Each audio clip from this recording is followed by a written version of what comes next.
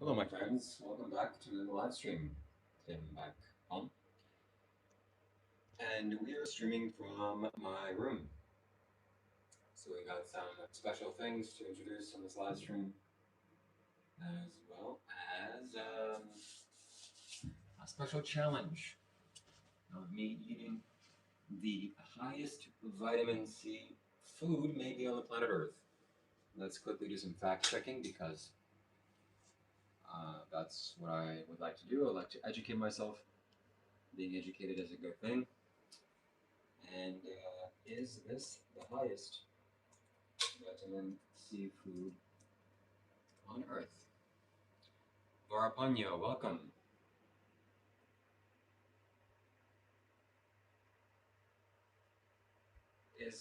So amla is one of the richest vitamin C foods on Earth, but is not the absolute highest.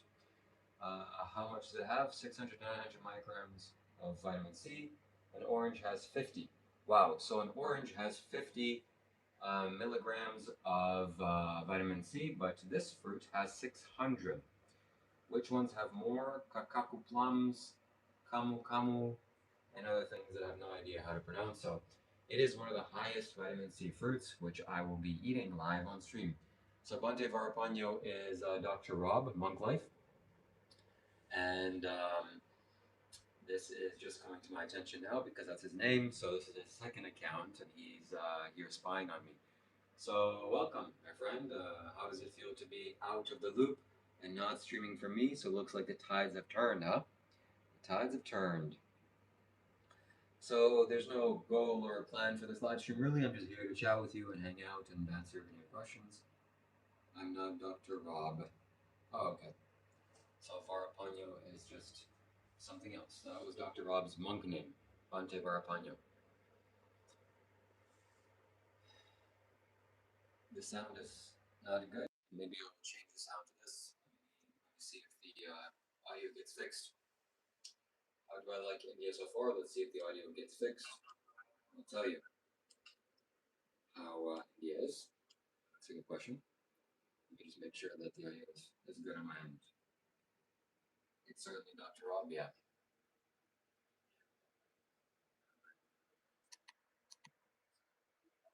Oh, now I understand why the audio is bad. Okay, 1 second. This should be much better.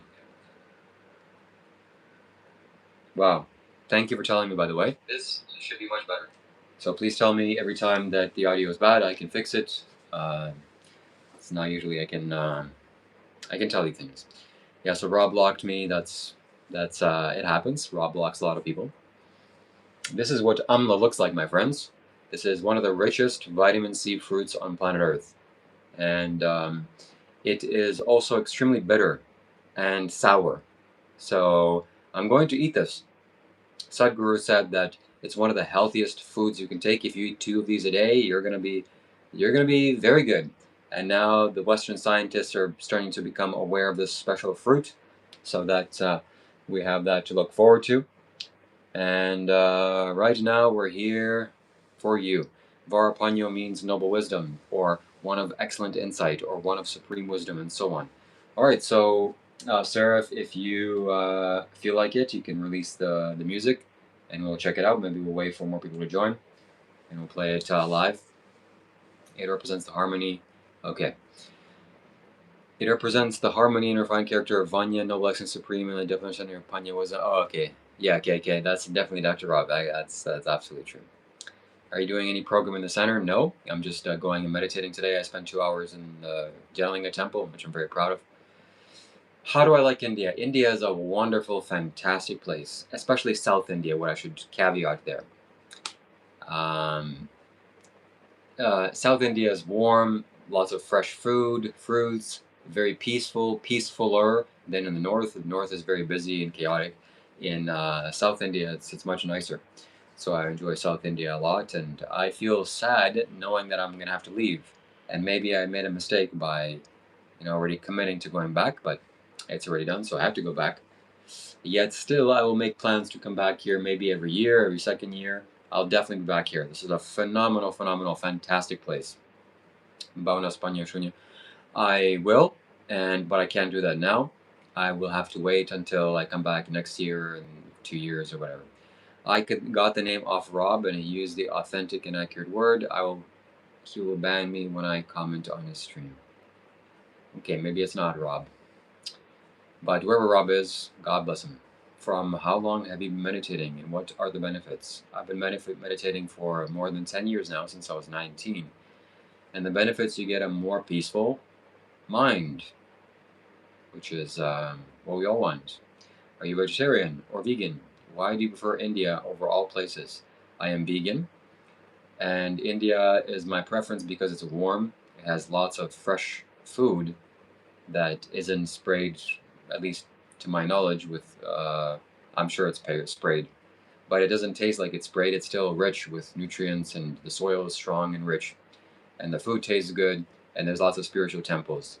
So all those things combined is why I like India. Hello, DNA. Good to see you. Thank you. Thank you for joining. Your accent is awesome. Is that Canadian? Yes, it is Canadian. I'm from Canada.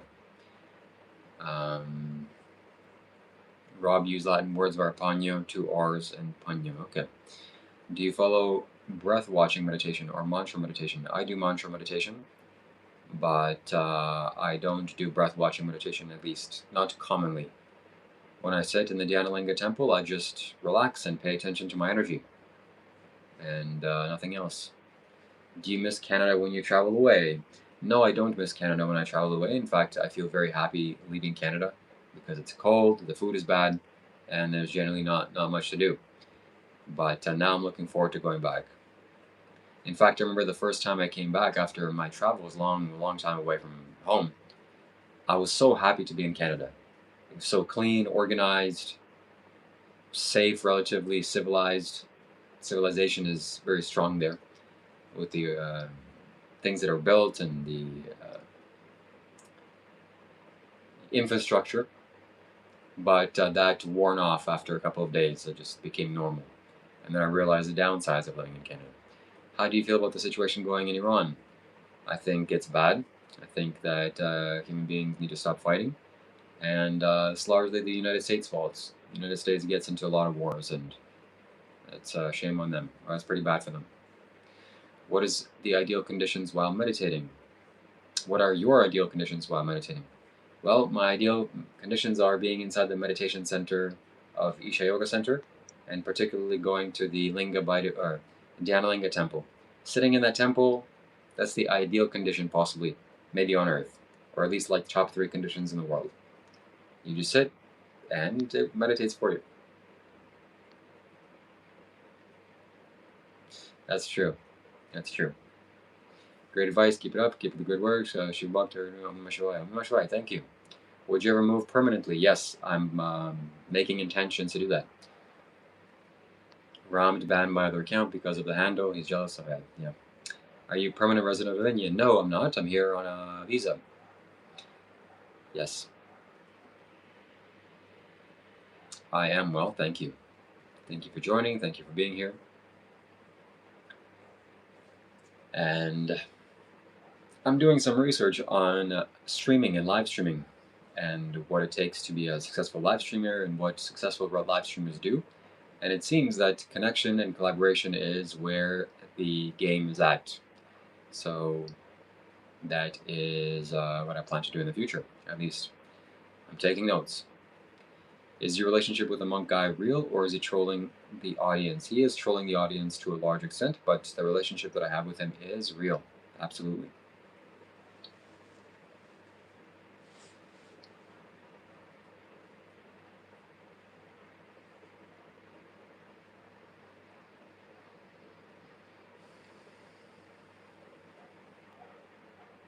I am going back to Canada, but in the meantime, I'm here for a couple of short weeks to meditate, to absorb all this energy, and then to go back home to Canada.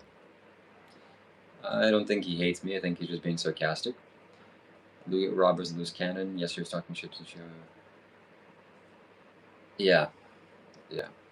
India seems beautiful. Yes, I'm releasing a YouTube short very soon of the Isha Yoga Center. I think it's going to be good. I think you're going to like it. It's going to make you feel good. Do you prefer India to Vietnam? Yes, I do. I prefer India to Vietnam.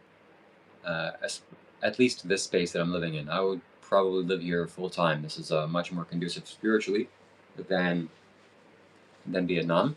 But Vietnam is nice because it's so lacking mental illnesses, which I really appreciate. Do you think Rob's a narc? I don't think so. Does your head hit the roof? Yes, not the roof, but the doors. This is the first time that I have to kind of bend down to enter the house. But it's quite small door, it's not unique to me. How do we get cosmic energy while meditating? Well, you just open yourself up, be receptive, and you will get cosmic energy. A couple of weeks. Yes, I'd love to collab some shorts, Shiva. Can we script some too? If you're ever interested, please let me know. Okay, we'll do. Join the Discord. What is your spiritual goal with all of this? To enhance other people's lives. Shiva, he definitely noticed this at the time. Yeah, people have said that. Have you visited Nepal? If so, how is it different in terms of overall spirituality? I have visited Nepal. Nepal is,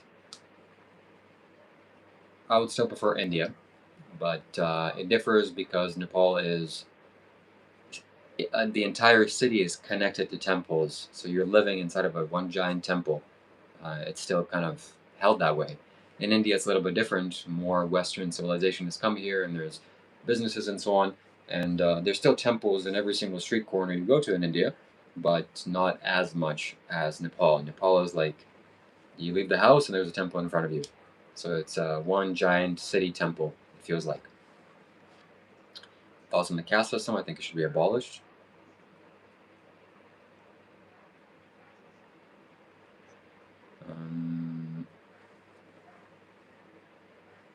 To the side? Okay. I understood. I understood. Thank you.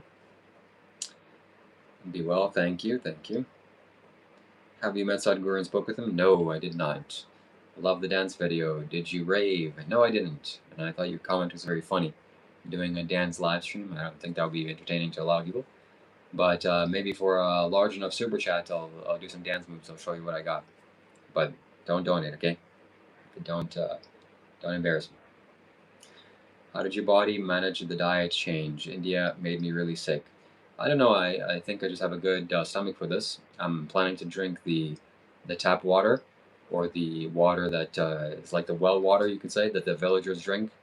My neighbor said that this is where the neighbors drink, and uh, um, um, yeah, so I'll drink that, and I think I'll be fine. So we'll see what happens. The villagers drink the tap water next to the house, so I'll try that, and I never had any problems with that.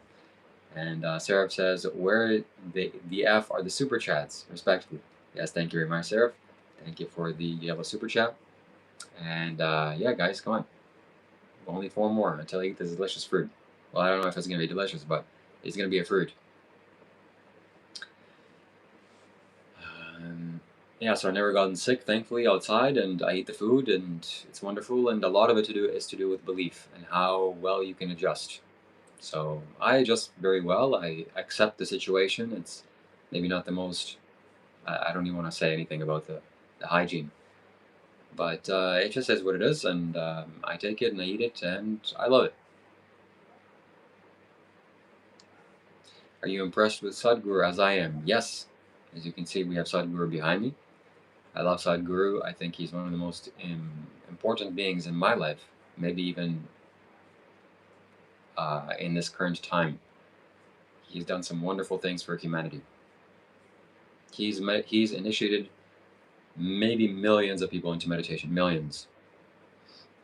I think that's a very fair statement. And maybe that you're here, it's also you've been initiated.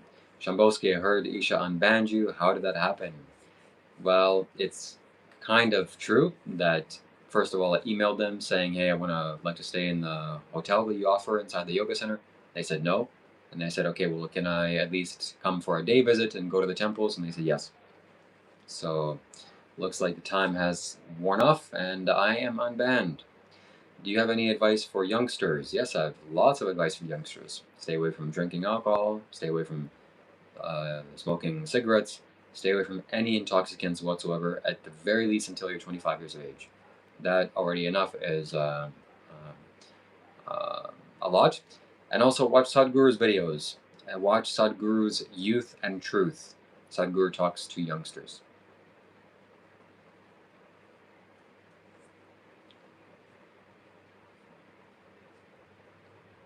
Why did Isha Yoga Center ban me? Because I had knives in my suitcase.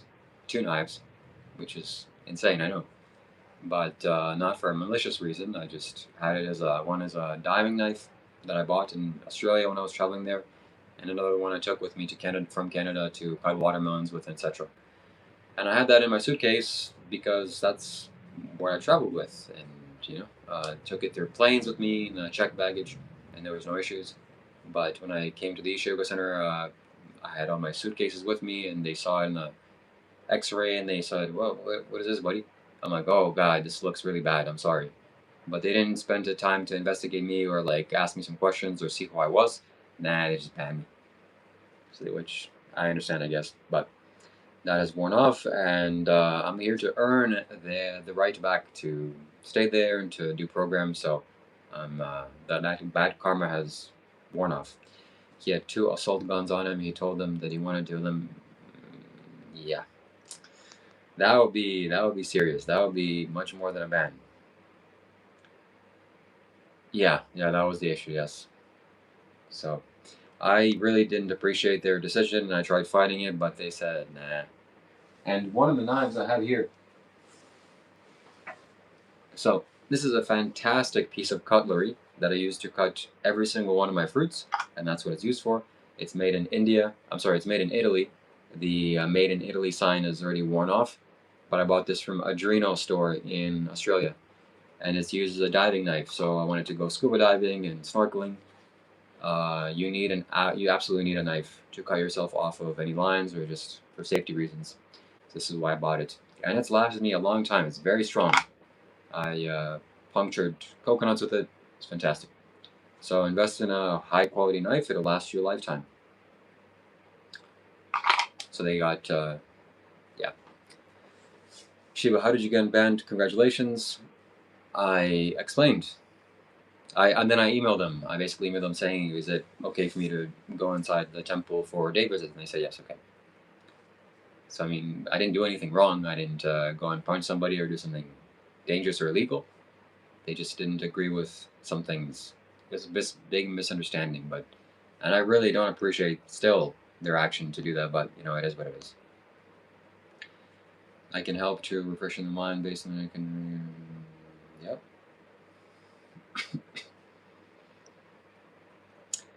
Does it cost to go to a retreat to the Isha Yoga Center or just accommodations? So accommodation costs money, and I'm not sure, but it does cost money to go to the retreats as well. It's on the pricey side, but it's worth it. So it's high quality stuff. Thank you, Sarah. Hello, Val. Good to see you. Oh, so you only unbanned for one? No, I'm unbanned. I can. This ban word, it's so severe. I can go into the temples. So I've been to the temple today. I've been yesterday, and so I get to go and enjoy the Janalinga energy, which I sat there for 2 hours today. It's phenomenal. And Carlos, I was thinking about you. That you gotta get your ass. I gotta drag you here somehow, some way. And then in the future, 5 years, 2 years, 1 year, you have to come here. This is a once in a lifetime opportunity. You can't miss this. Does the hill of the knife have a hole? Putting 500 cord to the loop and hammer. It has a hole here. I don't know if that's what you're asking. What's it like meeting Sadhguru? I have not ever met Sadhguru, but my friends, please help me to grow this YouTube channel by liking the video. That's pretty much all that you can do right now. So the more likes, the more subscribers, and so on and so forth, and that's what I want to do, to become more famous so that I get to interview Sadhguru one day. Was it worth joining? Yes, it's definitely worth joining. And Seraph with the beautiful marine super chat. He wasn't banned. They weren't ready before to embrace Shiva's aura. They needed time to prepare. Now they are ready. Well, thank you, Seraph. in all fairness and all, yeah, sincerity, that's kind of the truth. Not that they were preparing for me, but I was preparing for them. It was, I guess the place was too big for me, or I was reflecting back on this today, and it was a massive thing in my mind, and I played it up so big, and this was a big test, and I had to let go of my attachment to this in a big way, and it made me feel sad, and so it was a lesson, an opportunity, and now I'm back here again, and it gave me such more appreciation for this place, and I want to put more effort into volunteering, into doing good work, into spreading, yeah, spreading the good word of our Lord and Savior Jesus Christ to people's lives in a way that yeah. So I want to be part of the Isha Foundation and the organization, and go to programs in the future and earn my way back. So it kind of happened in this way. Does the unbanning have any limitations? Yes, that I can't stay inside the hotels that Isha provides. They have cheap accommodations inside, and it's very nice, and I've never been there. And also the food and things like that. So it is, that's the only limitation. They said that I have to go and volunteer more and kind of establish myself before they can let me in like that. But pretty much, I can go to the temples. So thank you, Corpseman Kind, for the Silver Star. That's beautiful. Shiva, great character arc. Yes, absolutely. So that's what I'm here for, my friends, to build my character, to develop my character. That's the only thing that I have really here on this planet Earth is, well, my character, and I knew this from an early age that I want to invest in myself and go to programs and do the valuable things because my character is the only thing that's really lasting here. I can lose everything, I can lose all my possessions, but my character is something that can never go away. And Val coming in with the orange super chat, like delicious orange juice, ripe, ripe, ripe, super ripe orange juice. Thank you very much, Val, for your donation. Shiva, I'm proud of you. Tell Rob it's from nobody. Thank you, and I hope he's not watching. Yeah. Thank you very much, Val. Is a testament of your character, not letting ego overwhelm your commitment to your guru. Yes. So my vision or view of Sadhguru hasn't changed, although my view of the organization has changed. They're very quick to ban people. In fact, I shouldn't talk too much about this, but basically the statement remains true. They're very quick and easy to ban people. If you drop a pencil the wrong way, or drop a feather on the floor the wrong way, you're booted. You're getting out of there. So they don't want to take any chances. And they're much quicker to be on the safe side than anything else, which I understand. I appreciate that. Sadhguru and the organization is getting a lot of attention. People are trying to destroy them, literally. Sadhguru has said that some dangerous things people are doing, even some things that may end people's lives, because that's how much they don't like this and want this to stop. And whenever there is power that comes to people's lives through spirituality, it empowers them. So some vested interests don't want that. Yeah. Getting audience with him is a little hard. Well, the more influence I get, the more subscribers I get, the more incentive Sadhguru will have to do a video with me, because he cares about reaching people. So help me to get this channel to blow up and explode, and tell me what I can do to do that. Shiva, are you doing this?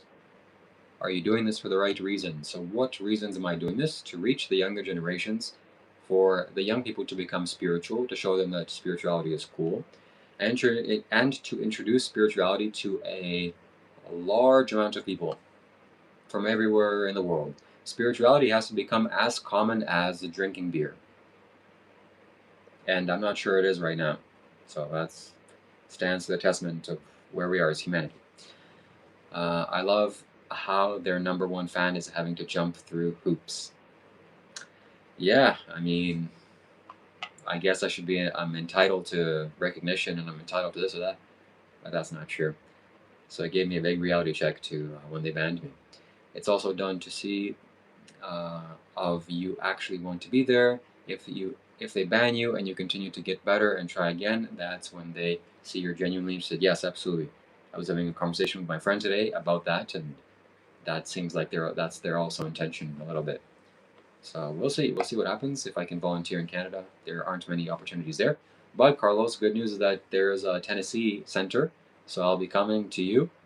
I'll bring you a gift, and we'll take Paul with us, and we're gonna go to the Tennessee center. No questions asked, no two ways about it. And I'll volunteer there. You can enjoy the presence there, the temple. You can stay there for a while, a couple of days, and come back. So we'll take a little road trip. So that's my plan, at least. We'll see if we can. We'll see if we can make it happen. Not an advantage of the spiritual finance. Not an advantage of the spirituality for financial gain. I'm not sure what that means. Can't wait to see you and Sadhguru doing a video together. Yes, I want to firmly embed this in my mind so that it happens. So Sadhguru, if you're listening, he's close by. If he's in India, in the yoga center, he's close by, then Sadhguru, please, hello, I'm right here. Let's do a video together. I can't wait for that. I'm learning about anchors and my subconsciousness, when and how negative thoughts keep me from assessing beyond the veil. We're going to do more guided meditations and actual spiritual processes that carry a lot of energy that will help you to get rid of that. So this is more like just getting to know each other and talking on a surface level. But we're going to do more deeper stuff than this. That's coming in the future. Coming soon. Shiva, the new timeline is unraveling wonderfully and the path looks good on you. Keep up the good work. Journal ideas of things to stream interviews with locals, explain culture, history, and food. Yes, yes. Yeah, so these short few days that I have here, I want to make the best out of it, and I will. Live pickup stream. I tried that in Bali. It's not too big of a market for that with spiritual people. Yeah. And then it's kind of the same here. Humans are complex. We want to gain, but we also want to give. Yes. First and foremost, you have to be competent enough to give. You can't be bleeding all over the place and try to help heal people. That doesn't work. You have to have your own financial needs met, all of your needs met. And as you start to outpour with value, naturally you start to outpour more. So I'm reminded of this the first time that I came here 2 or 3 years ago, in what state I was in, driving with my driver in the back seat. And now in what state I'm in, wow, I've changed dramatically and I can actually give something that makes people's lives better, financially even. So yesterday we gave him a great gift, thanks to a supporter here on this channel. I think we gave 2,500 rupees. I'm sure that made his day. Thank you very much, Val. Appreciate that. What practices would you recommend one implement to focus on their energy and financial success? That's something that I'm doing, and what have I done to, well, set the intention. I've set the intention to be comfortable with finances and have all my needs met, and that's slowly taking shape. Linga Baidavi works well, but honestly, I don't know. I don't know. No, actually, what is true is that this comes with age. The older you get, the more competent you are, and hopefully you develop some skills that are valuable to others, and naturally you'll get compensated. So it just works like that. So, if you're a young person, relax.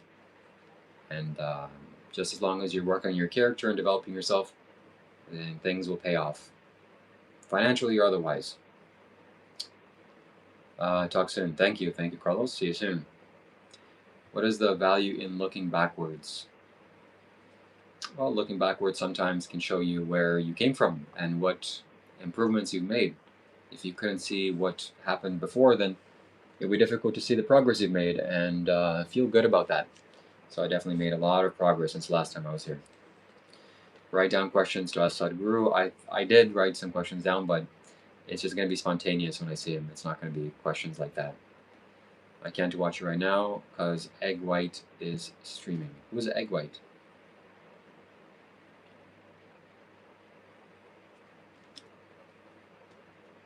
Do you mean Roberto? No, he's not streaming. Show Speed is streaming. He's one of the biggest streamers in the world.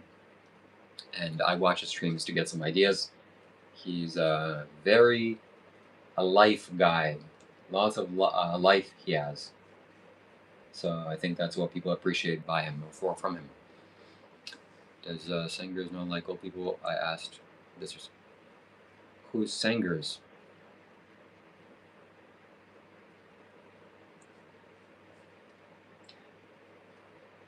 Sadhguru?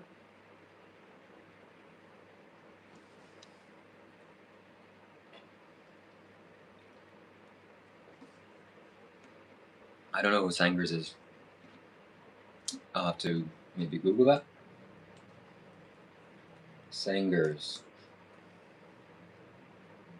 Sangers, most common referred to Australian Scottish slang for a sandwich.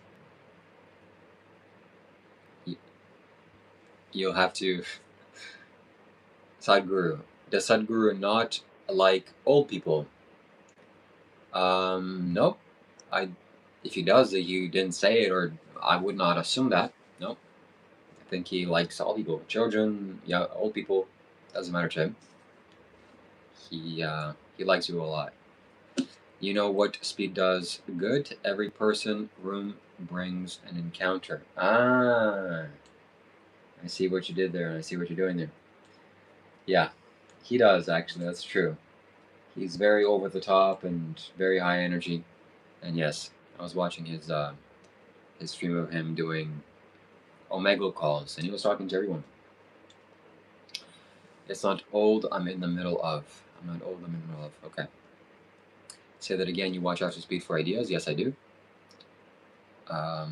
So, any person, have you had any transcendent from meditation experience that most people never experience except through drugs or psychedelics? Yes, I have. And you experience transcendence through meditation daily. The more of you can let go, the more distance you can create with your body and mind, the more transcended you are, the more liberated you are. That's what is interesting. It's random. Remember the stream with cigarettes of Rob. Yes. Yes. I see what you mean now.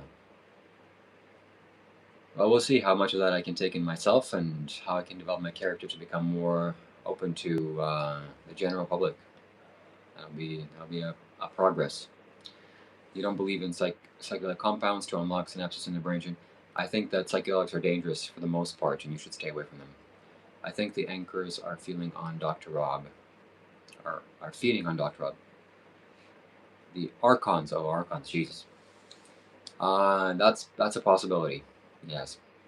It was totally random and open to whatever comes. This was magical, and you have this magic. Yeah, that was fun too. So I plan on doing more of that. Just spontaneous, random fun. But I need people for that. Good people. I think that's what's going to become needed. Show Speed versus Jelly Roll. Hello, bro. I asked Alexa to play Shiva on my bad Shiva. Good stream. Thank you. Shiva, are you familiar with the Sri Yantra? Good for you to acquire. You have actually. Yes, Sri Yantra is fantastic. And on top of the Linga Bhairavi Gudi is a Sri Yantra. So it brings prosperity and positive energy. So if you want to, okay. So you asked me about financial success and things like this, or material success, not just financial success. You want to be materially have good health and good living standards and access to resources, food, etc. There's a temple that Sadhguru consecrated. It's called Linga Bhairavi, and it is a very feminine temple, specifically designed for material wealth and success. So for health and all things like that. So I'll show you quickly what it looks like, so you understand. Just the image alone will hopefully do something. This is a basic form.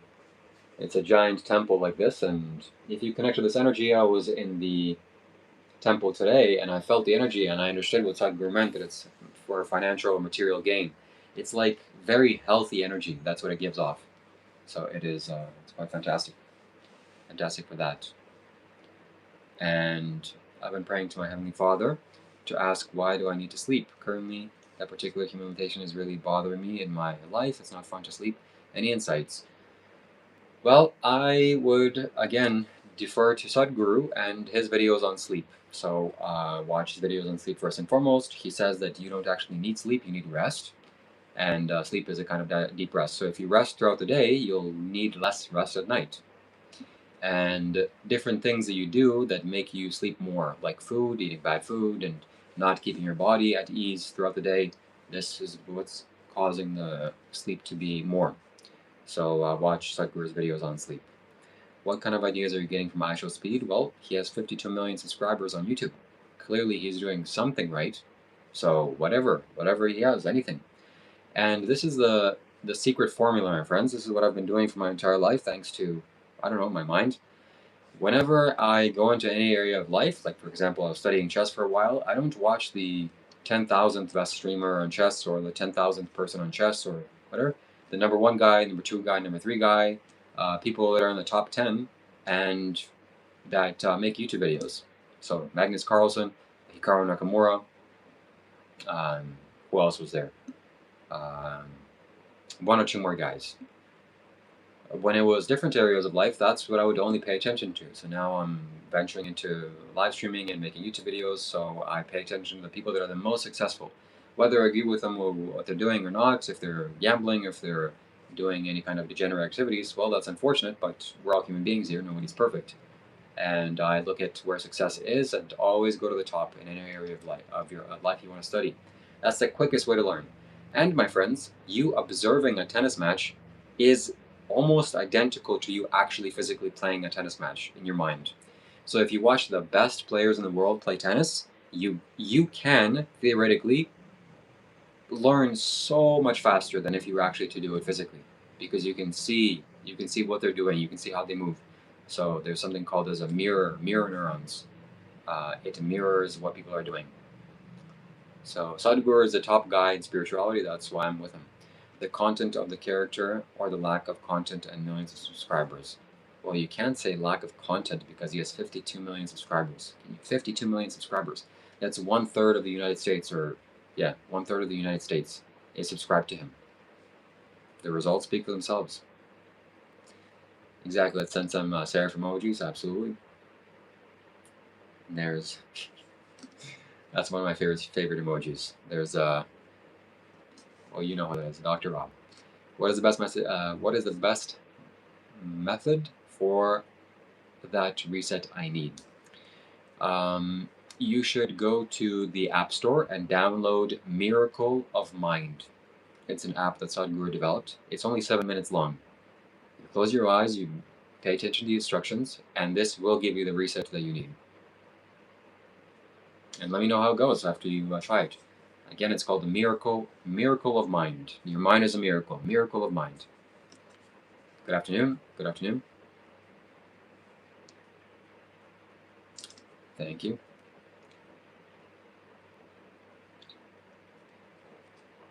That emoji is not that great, actually. I might remove that one. It's just kind of... I'll do some more emojis.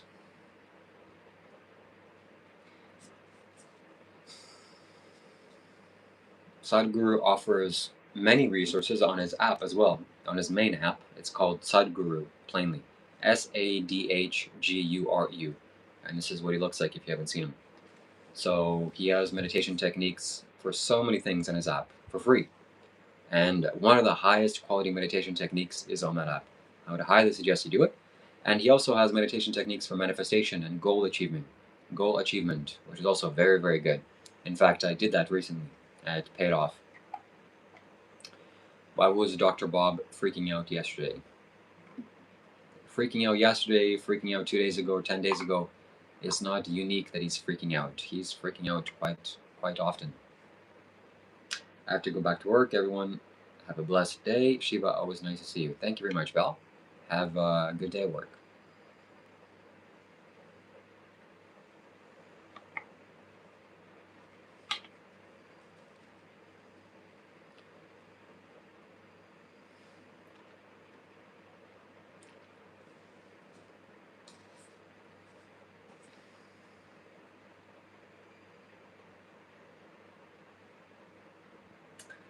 Well, that's good. I'm here to learn from real masters. Good afternoon, Shiva. I've been following you for a bit, and I want to let you know that I feel bad and sorry that Rob bullies you like that. It really bothers me how he treats you. You're not the first person to say that, and I have to take that into consideration, and that's why I'm taking a little bit of a break from him.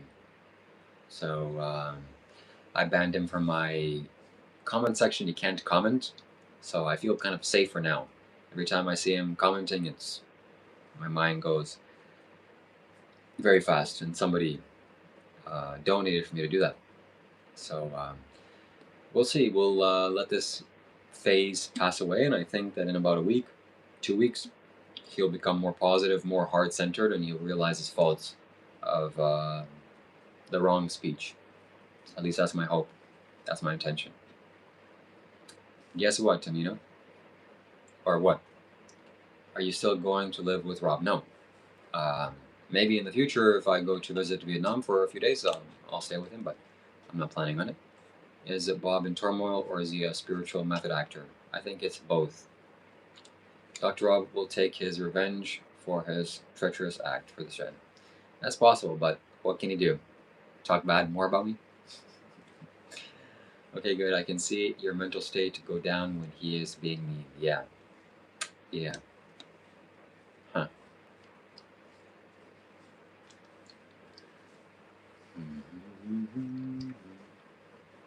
Dr. Rob is an attention grabber. Will you still do streaming with him? Yes, most certainly. I will do streaming with him, and I actually requested him to do a live stream with me today. A few minutes ago I messaged him, but he hasn't replied. Maybe he's sleeping, or maybe he doesn't want to do it. I think a break is needed. He was bullying his girl in the live stream last night too. I tuned in for a few minutes, and he was just kind of sarcastically talking about his marriage for a Vietnamese wife. But anyways, I didn't see the end. I didn't see the full thing. I don't know why I'm defending him.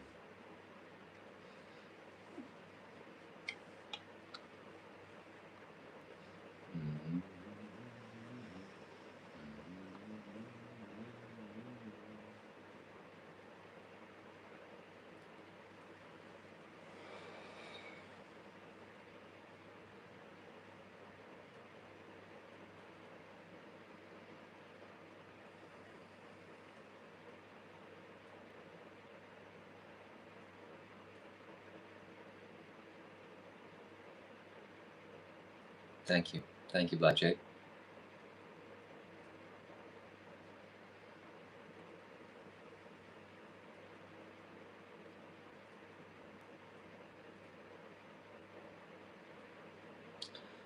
This is a good question. Not many people ask this, but I'll answer it again. What made you change your name to Shiva Kailash Shambho?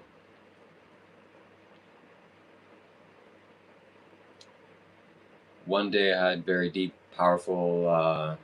First, do I have desire to find a spouse or partner? Yes, I do. But that's all that there is. It's just a desire. That's my intention, and if that finds me, then that will happen. But I'm not actively looking for it or chasing it. I think that is unreasonable and won't work. So one day I had lots of, let's say, powerful spiritual experiences. I ended up clearing out my entire room because I thought that with an absolutely empty room, I would be much more peaceful and meditative. It didn't work. Then I realized that even though I have an empty room, there's still plywood and paint and this and that. So I was going towards emptiness. I wanted to find emptiness. And this energy of destruction, Shiva's energy, was so strong in me. So this energy is a real thing. Shiva means kind of the destroyer. And if you invite him into your life, he'll destroy your life. No question about it. Some people are scared of that, but not destruction in the way that, I don't know, your house collapses due to a meteor. That could happen. But more of your attachments, your delusions, your ignorance gets destroyed in violent ways and fast. So that uncomfortable process, that as it happens it can be very uncomfortable because you have to adapt fast, you have to change quickly. That was happening to me. And one day I just was in my room, it was completely empty, and I crouched down. I felt like the energy was overwhelming. And as I crouched down, I could see clearly the emptiness of space. And this energy of Shiva was all that there was. And I knew that I needed to change my name or to change my sound to Shiva. It wasn't some logical thing, it was more of an energy thing. It was an energy experience. And I did. I changed it to Shiva Shambho. I needed a last name, so I knew Shiva was the first. I knew Shiva was what I wanted to be called, and to invite this energy into myself and then change my entire aura to this energy, Shiva, or the sound. I knew my cells would be impacted by this, Shiva, and I knew my lifestyle and my life would be impacted by this in a positive way. And also, I knew that.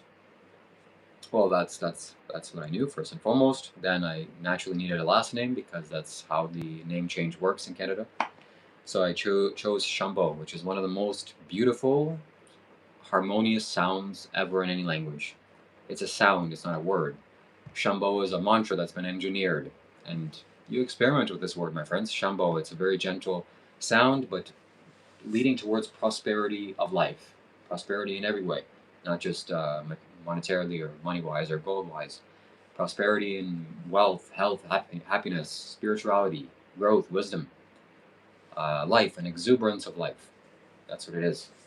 And so Shambho is a gentler form of Shiva. It's a very, very, very beautiful sound.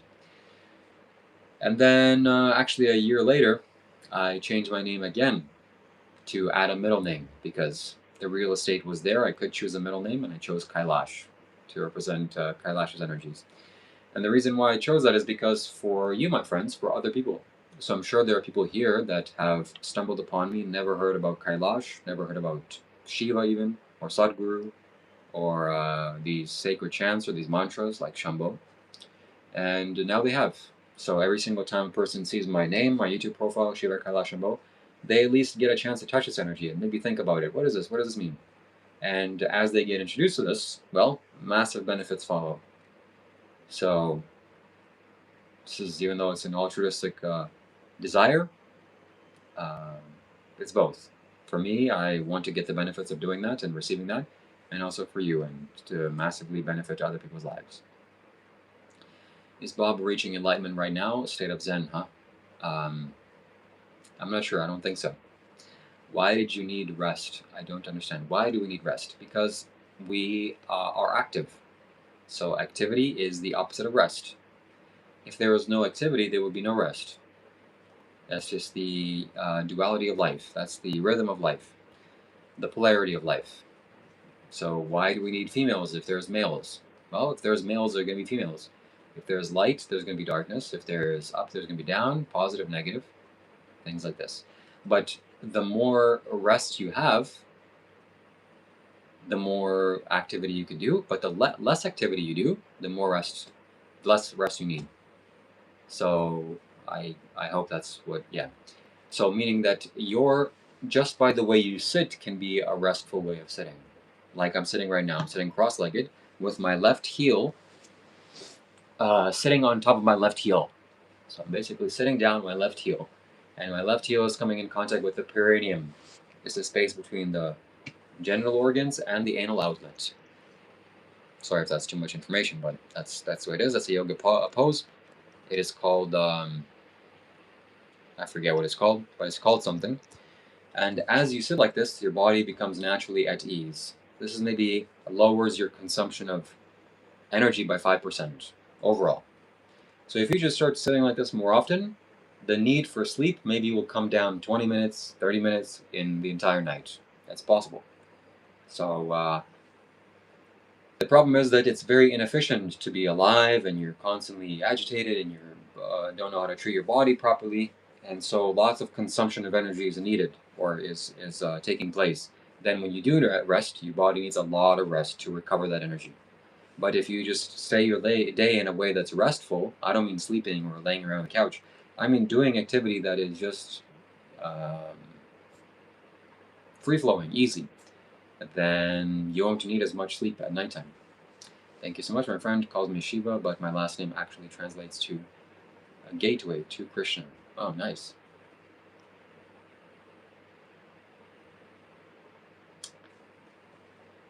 Is Bob waiting for a divine sign to come in?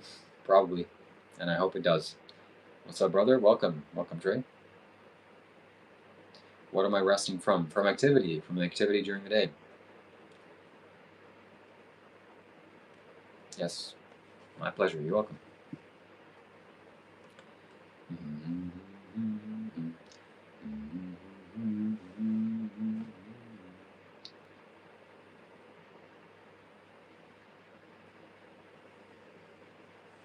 Taoism too, yeah.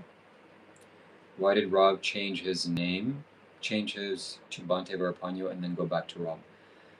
Because Bhante Varapanyo is not something he owns, it's a monk name. So it wouldn't be appropriate for him to continue calling himself that. It's a monk name used for monks, and it was given to him. So when he ordains as a Buddhist monk, the teacher usually picks a name based on his attributes, or sometimes he just randomly picks a name, and he gives it to him. So that's what the name that was given to him, Varapanyo. And it's important, my friends, to lose your child name, to lose the name that was given to you by your parents, because you're attached to that. You're attached to that sound. So you get stripped of everything, all your worldly possessions, including your name. Nice. I'm happy to hear that. Rest is all you need. Where's your right now location in India? I'm in Coimbatore, South India, next to the Isha Yoga Center. Is Bob meditating on yin yang? I don't know what he's meditating on. What's your parents' name? They have Ukrainian names. Russian Ukrainian names. Alright, my friends, we're 2 super chats away from eating amla, which is one of the highest vitamin C rich fruits, and very sour, very bitter type fruit. So you're going to get to watch me eat this. And if you want to see me eat this live on stream, only 2 super chats away. We'll make it happen, and I'll tell you what it's like. This is one of the healthiest fruits also you can eat. Sadhguru talked about this in Science. I just remember hearing Sadhguru say something like, if you eat 2 of these a day, so much of your illnesses, you can basically prevent so many illnesses by eating this. And this is also reminding me that an ounce of prevention is worth a pound of something else, medicine. So if you just prevent illnesses from sprouting out in the first place, that is worth way more than whatever after the consequences are there. Then you have to put in a lot of effort to try to resolve that. So that's how I want to live my life. I want to prevent the illnesses and any kind of mistakes and diseases, both in my health, but also in my everyday life, like ensuring the right security is there and so on and so forth. So prevention, my friend, especially when it comes to health. So eat the right foods, prevent any kind of illnesses from taking shape. And so I'll be eating this to prevent illnesses. Very high vitamin C fruits. KK says, Shiva Mukbang Challenge. Let's go, chat. Donate to Shiva as he donates his time and entertainment to you. Yes, absolutely. And, well, yes to the first part and also the second part, that's true. Somebody here in the live stream said that time is life. So I am giving you my life here by sharing my time with you. Got to go. See you. Why imagine spending 900 years here? As well as mukbang. So I'll be sure to do some mukbang videos. In fact, I will go to an Indian restaurant and I'll show you what I eat. Maybe I can do that on live stream. Can I speak Hindi? No, I can't. But I definitely should learn a few words. Like, someone told me what the word lemon means in Hindi, but I forgot. So if you have questions, please send in the form of a super chat. I'll read it out loud and we'll go in depth.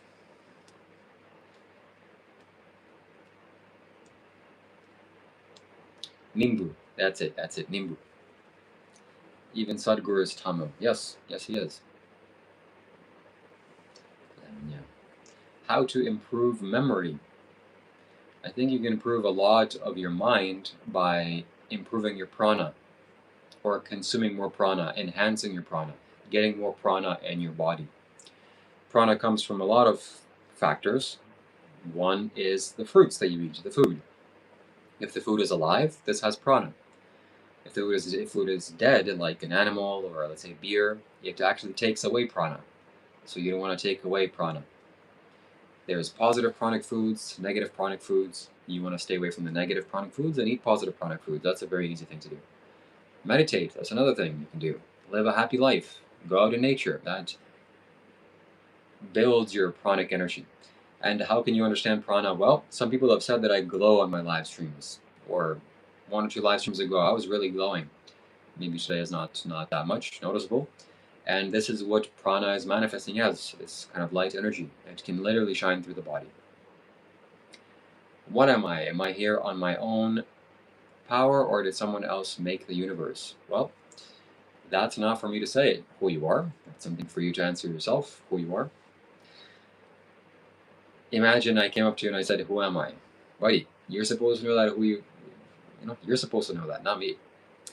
As far as did someone make the universe? I don't know that either, but chances are very good that someone did make the universe, because the universe is so advanced, so intelligent, such intricate design, and the marks of the creator are here.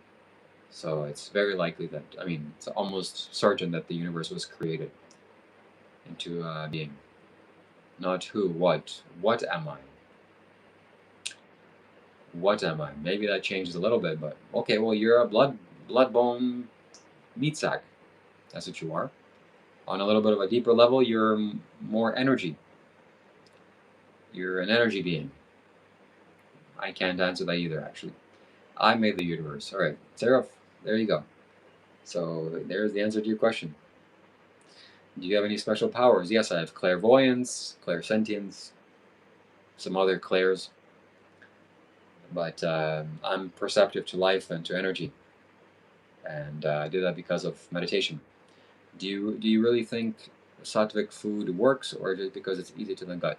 Sattvic food works not only because it's easy on the gut, but because it has actual life. I can see it in this fruit. I can see the prana and how much prana it has.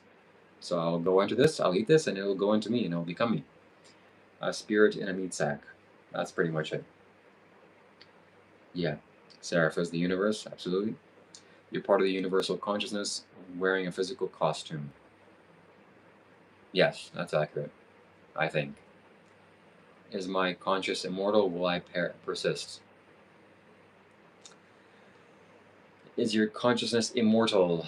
No, I don't think so. That's my guess. And will you persist? Yes, you will persist, according to the Buddha, if you, and according to a lot of spiritual sages, if you don't work out your karma. If you don't work out your karma, you're going to go on to another place. And if you think, wow, amazing, I hope I come back to be a human being again, well, kudos to you. You come back here, have to go soak in the mother's womb, then be birthed out, go to school, eat some carrots, stub your toe, go to the hospital, get married, dance around for a bit, drink some alcohol, and then get old and die. And then, yay, I'm getting to do this again. So it's about enhancing your consciousness so that you can see these compulsive patterns, even the compulsive pattern of being born. What is you? Does a wave die when it meets the shore?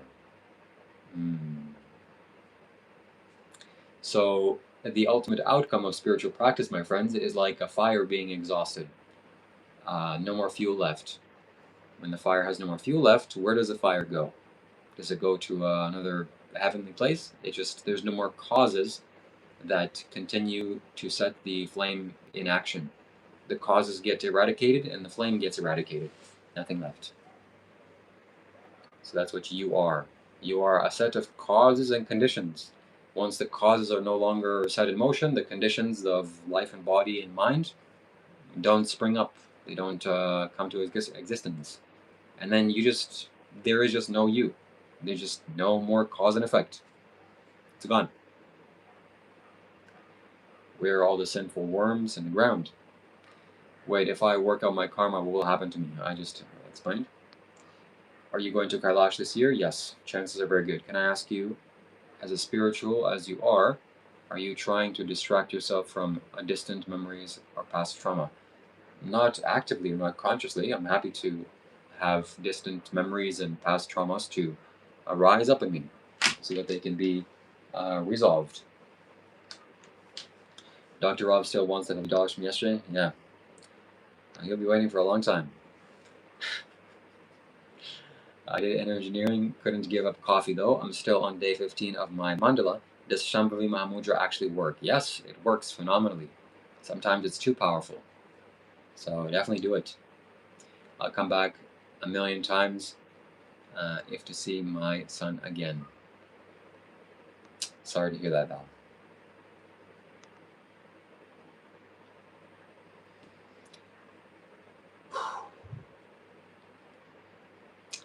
No rooster now, no rooster, but there is a rooster, and he's outside my window. He'll come back at 2 a.m. So, yeah, different rooster, much more dominant rooster, but different pitch, so I can kind of handle it. Do you believe in the use of psychedelic for spiritual experience? I used to, not so much anymore. They can give you spiritual experiences, but it doesn't last. It doesn't really give you permanent change. At least that's how it seems to me. That's not exactly true, but it kind of is true. I don't know. I would say that you're better off without it. Better off you stick to sobriety. It's much safer. It's a little bit more challenging to be sober, but sobriety, building on top of sobriety, is like building on top of concrete, or building on top of a very strong foundation. If you build on psychedelics, it can be shaky. Your mind can also be very shaky after that. I believe once you burn all of your karma, you gain the ability to manifest your reality. Certainly. Thoughts on astrology? I think it works. The universal rooster have declared war on Shiva, yes. But once I go back to Canada, there should be no roosters. So if there's a rooster in Canada, then I really have to do some serious digging into my mind, figure out what's happening. Shiva, find peace with the rooster. I told you, Shiva, they can be calming. Not calming at 3 a.m. when I'm trying to sleep. And they're cock-a-doodle-doo. And it's loud as hell. I don't know how the neighbors, I mean, the neighbors are already probably used to it. They sleep through it. And I usually am a very heavy sleeper, so I definitely do need to figure it out. A crackhead can't be spiritual. He can be. Shiva, did you know in China or Japan people burn ancestors' money to remove karma? That doesn't work. Better to send me that money. Or better to use it. Psychedelics will open doors that are not open in your brain right now. That's a dangerous path to follow, my friend. I would say wait for you, tell you not to do that. Law, the rooster are taking shifts. Yeah, they are. Psychedelics are like back to the door of spirituality, while sobriety meditation is the real way to get there. That's true. Exactly. So we want to meditate to actually, you got to do the work. Ray, they're the only option in your mind other than psychedelics. That's true.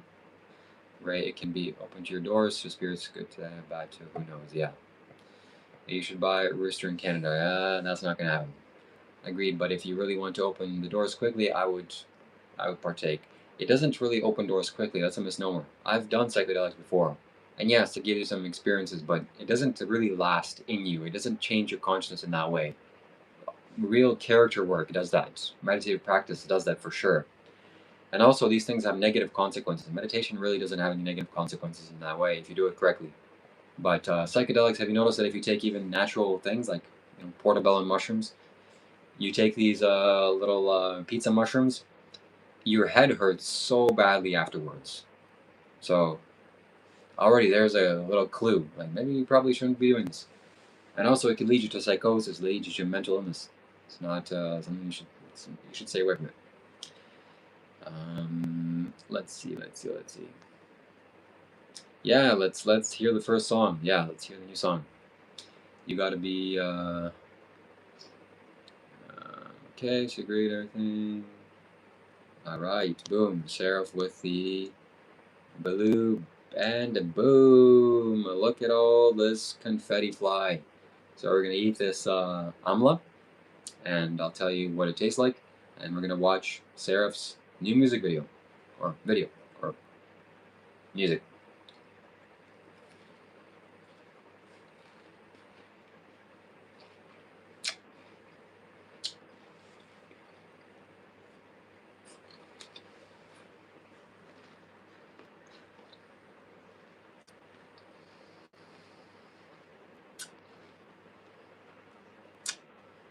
Oh my gosh.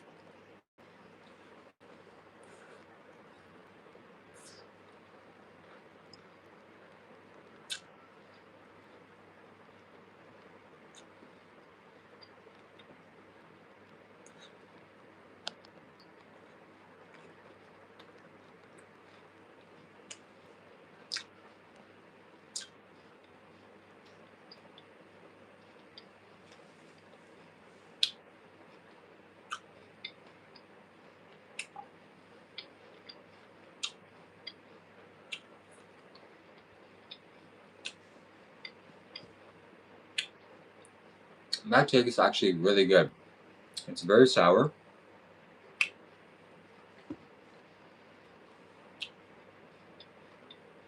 But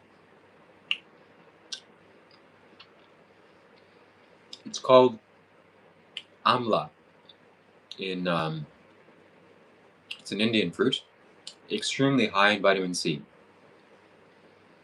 It's 50 times higher in vitamin C than um, an orange. Mm, really good.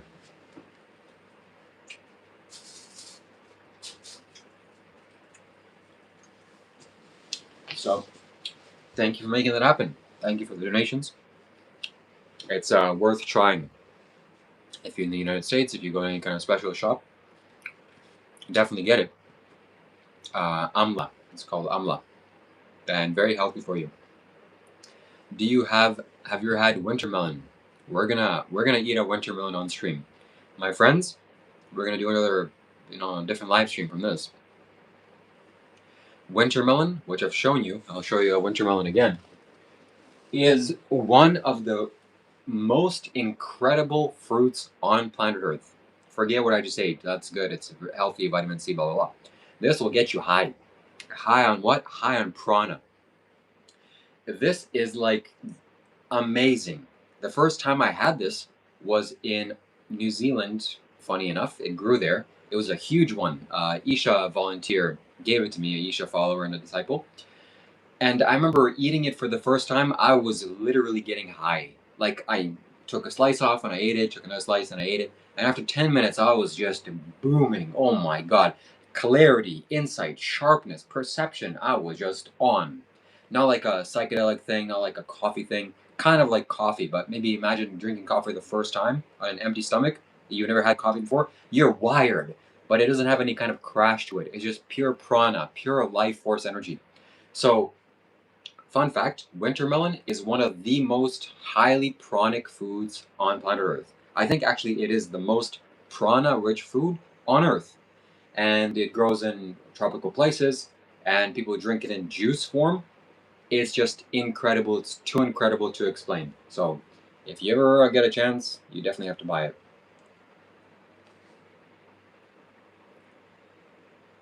The audio is out of sync. I have to restart. I have to first I need to check.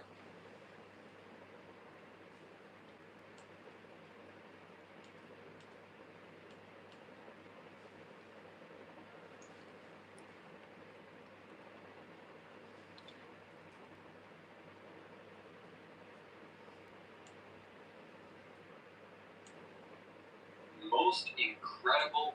1 second. 1 second.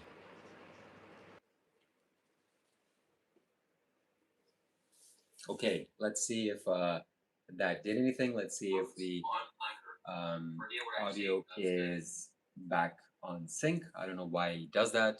It started doing that yesterday, and now it's okay. It is cool. So we already have two donations from Chorus Mankind. He wants to see the music video or the audio for the song of Seraph. Yep, Seraph. Seraph started making YouTube videos or music videos.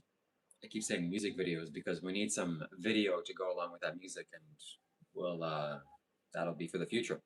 But music, specifically with me and Dr. Rob, and one of the songs I keep going back to, and it's just iconic. I'm sure it'll be one for the history books. So now he made one with KK and me for the live stream that we did yesterday. So if you want to see it, there's a goal. Will you attend Kirtan or Yagnas while you are there in India?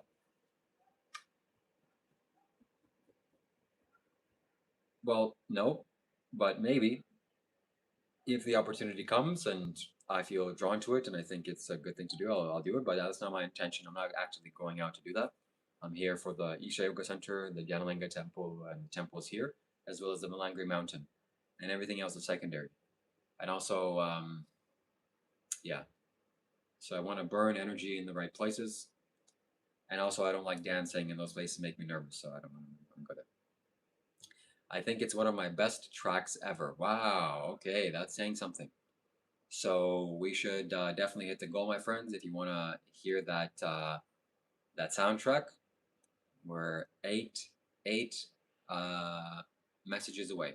So send a super chat, and we're gonna hear it live. Wintermelon, yes, that's what it's called. Wintermelon, one of the most incredible foods on Earth, the most pranic food on planet Earth. And again, I have videos of me eating it. By the way, you search up ash gourd, it's what it's called in English, or wintermelon, and you'll see me eating it. It's freaking good.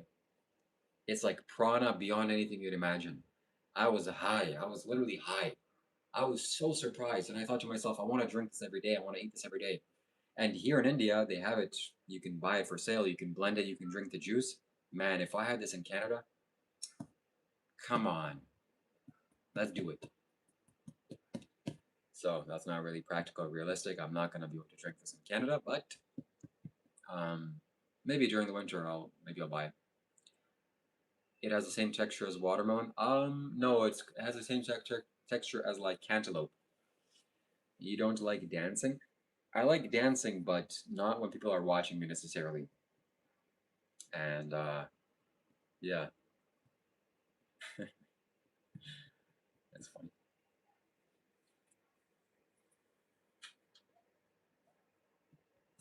Do a dance? You gotta send a super chat.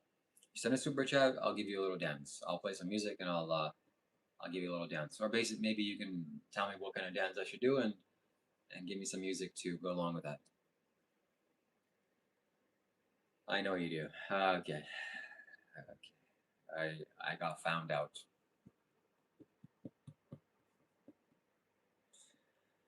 Um, I did. I was dancing with my friends in Bali. Uh, how about burpee exercises? Yeah, burpee exercises are good. One of the best exercises. Um, for every $5 donated, I'll do 5 burpees. Maybe more. Make it 10.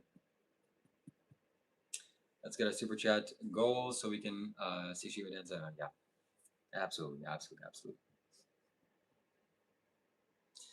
I was dancing in Bali with my friends. There's a video of that on my YouTube channel. Corpse Mankind recently discovered it, and he commented, and it was funny for me to see that.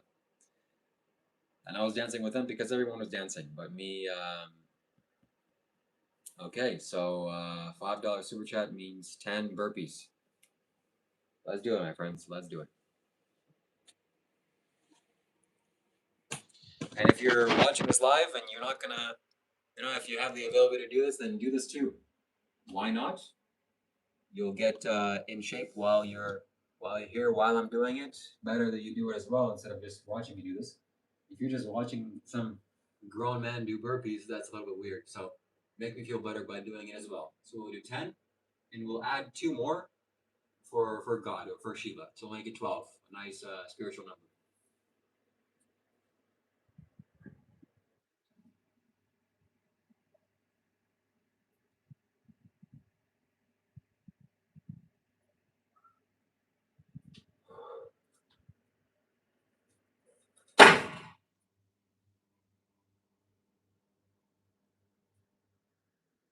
That was a mistake. I hit my fan pretty hard.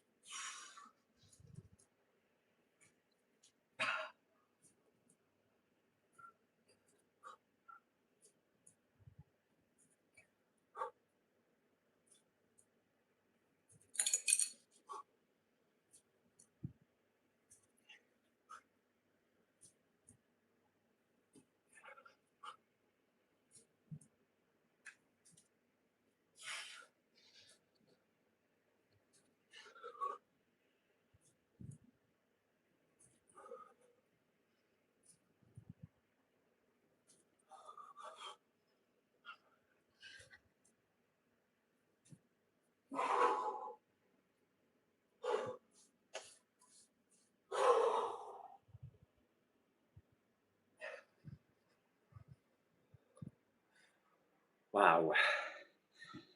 Nice one.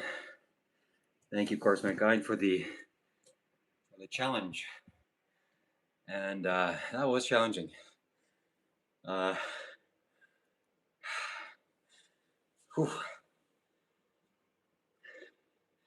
Don't forget to hydrate. I'm well hydrated. Thanks to the lemon juice, lemon water that I've been drinking. Yeah. I hit the fan with my hand because I jumped up and I didn't foresee that. And, yeah. There wasn't even a thought in my mind, and hasn't crossed my mind that the fan was on and that I might hit it. But I hit it with my hand, and now it's bleeding. Not very badly, it's just a scratch, but I'm sure it'll hurt tomorrow. And I always wondered what it would be like to touch that fan or to hit that fan with your hand or with your head or something. And now I have direct evidence or experience of that. As well as, okay, nice. Thank you. And definitely experiment with the winter month. Yes. If you have that available, my God, that is something to behold.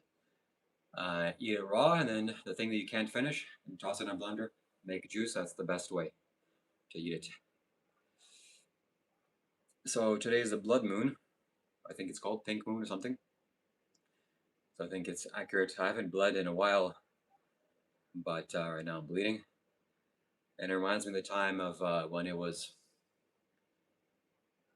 Mars was something with Mars was happening. Some significant astrological thing was happening with Mars. And my mom told me. And then that day or the next day, I split my finger open really badly. Yeah, no, it's all right. Lessons learned. But this is the start. Start of something big, and maybe I'll do challenges more often and exercise with you on stream.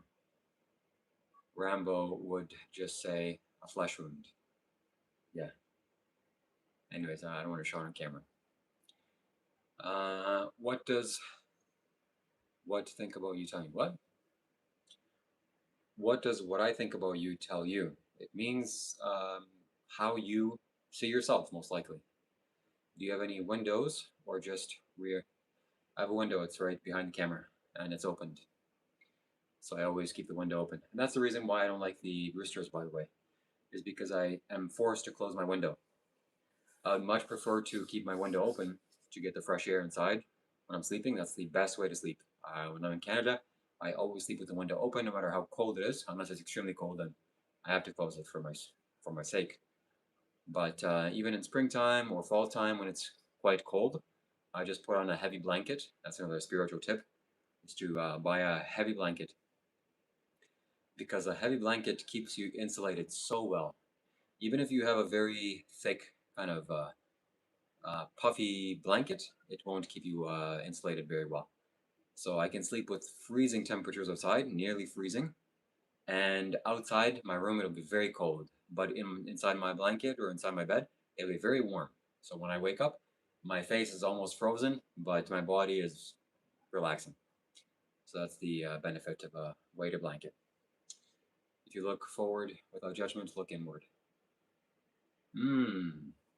Good advice. Yes, if you look forward without judgment, look inward. Good idea. You claim to have reached full liberation at a stage. Where are you with that now? I am nowhere. I don't know where I am. So I just wanted to have I was having an ego experience and wanting to be somewhere. Did you grow up in Canada? Yes, I did. Yes, I did.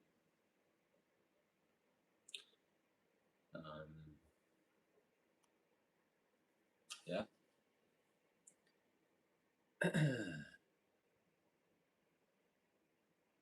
So we're here reaching our goal for 10 super chats. So our friend Seraph here opens the music that he made with my interview with KK. And he says it's one of the best that he's ever done. So send your super chats my way, my friends. And the next person that gives $10, we will do 20 burpees. And we'll add an extra 5. So we'll do 25 total burpees, and you can do it alongside me. Did you miss Vietnam? No, I don't, actually. I'm very happy to be in India, and I haven't thought about Vietnam until you messaged me about that. In the military, we had these cocoon shells for sleeping bags. The best feeling is cold air in the lungs and a snug body under the stars. Yes, yes, absolutely. That's the ideal way of sleeping. At least cold air outside, but inside you're just breezing all by. My contribution to the goal. Okay, Erica. Erica Sanchez donates a $10 golden super chat. So I think that merits 25 burpees. So we're going to do that in just a moment. What do you see the statement? I am not what you think I am. You are what you think I am. I think it's a good statement. I don't want to do mental gymnastics here. That's part of the reason why I was kind of harsh on that first guy earlier today. I felt like he wanted me to do mental gymnastics. He was too intellectual. And I said, nah, man, I'm not having it. So, okay, shall we do more burpees? So, wherever you are, whatever you're doing, join along with me. At least some kind of exercise is needed, some kind of physical movement is required for the maintenance of the body. Why should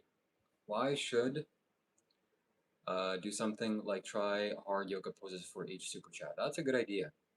Maybe we'll do another goal of trying to get into the most difficult yoga postures for donations. That's an idea for the next stream. And I have to figure out what those postures are. Something wild. And I bet I can do some of them. Because I am whatever I say I am. If I wasn't, then why would I say I am? Exactly. That's words of wisdom by the wise prophet, Eminem. The lyrical mystic. Turn up the sound, please. Oh, yeah. Let's see. Okay, this should be much better. Again, man, this is a real problem. So thank you for letting me know, because otherwise I would just be talking in total silence or very, very quiet. I'm sure this is now a big change. So if we do reveal our ignorance, what will happen to it? If we don't reveal our ignorance, what will happen to it? It'll probably continue growing. So the best thing you could do is to reveal your ignorance. And I'm doing that live on stream every day, my friends, revealing my ignorance. So that's the benefit of having a YouTube channel, is that you can talk and people call you out, people call your nonsense or your ignorance or your stupidity. And that's how I learn, actually. That's a lot of the ways that I learn, by, yeah. So that's the benefit of having a channel. All right, we'll do 25. Let's go.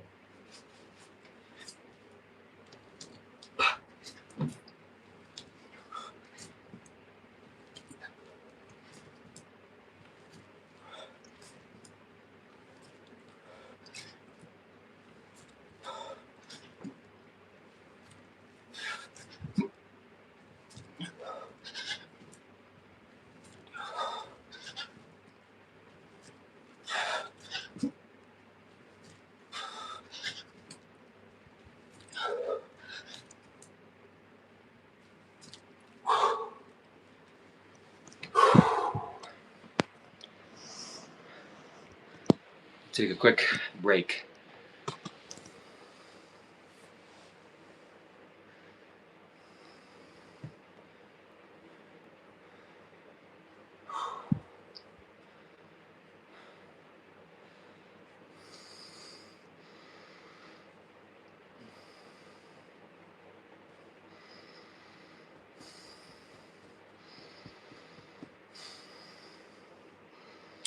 One thing I want to do in Canada, and I have resistance to saying this even, but I want to start boxing and training more in martial arts.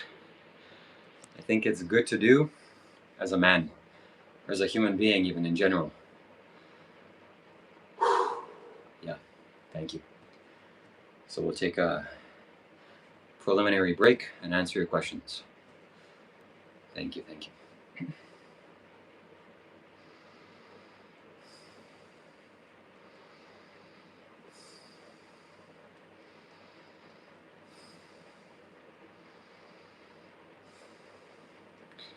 I could tell you that I'm enlightened, but what would it matter to you? Absolutely. I'm learning Muay Thai. You should try it. Yes, I've trained Muay Thai in Malaysia. I was in a little beach or island there, and I went to a Muay Thai gym, and I said to the man, I want to learn how to kick very powerfully. Um, and he showed me exactly that. So I learned how to kick properly. And Muay Thai is a good martial arts for self-defense. Boxing also is very important. You have to learn how to fight, or have to learn how to punch. And Brazilian Jiu-Jitsu as well, of course. Because most fights end up going on the ground, and if you don't know what you're doing on the floor, then a person that knows Jiu-Jitsu will tie you up like a spider ties up a mosquito or an insect with its web. And there's nothing you can do about it. Can I watch you know the Shiva fighting? Cool, yes. What's more important than calmness? Blissfulness is more important than calmness. Peace is just the surface level. Peace is just the basics. Peace is just the beginning. And so this comes from SADHGURU, you know. In South India, he says, if you came up to him and said, oh, peace, like for example, if you just woke up in the morning and he was your neighbor and you just turned to SADHGURU and said, oh, peace, he would say, what the hell's wrong with you? So peace is just a fundamental reality of a human being. It's not some great thing. Going deeper into different states of existence or deeper state of experience that's what's important. But unfortunately, human beings are so discombobulated with their mind and so confused and so riddled with all kinds of karma, and then peace is so high to them. Oh, peace. If only I could just have a balanced mind and calm mind. That's not really that much of a challenge. It's kind of very normal for that. Or if you just stop doing the wrong and bad things, you just naturally have a peaceful mind. And all animals are peaceful. Have you noticed that? A dog is very peaceful. Cat's peaceful. Only the human being is not peaceful. Oh God, tomorrow what's gonna happen? Oh, this and that. Oh, I gotta do this. Oh, like relax, bro. Take some lessons from your dog. The dog just looks at you. Huh? All right, let's do 15 more. That's how much we're still owed. And then we'll take a break, maybe permanently from this.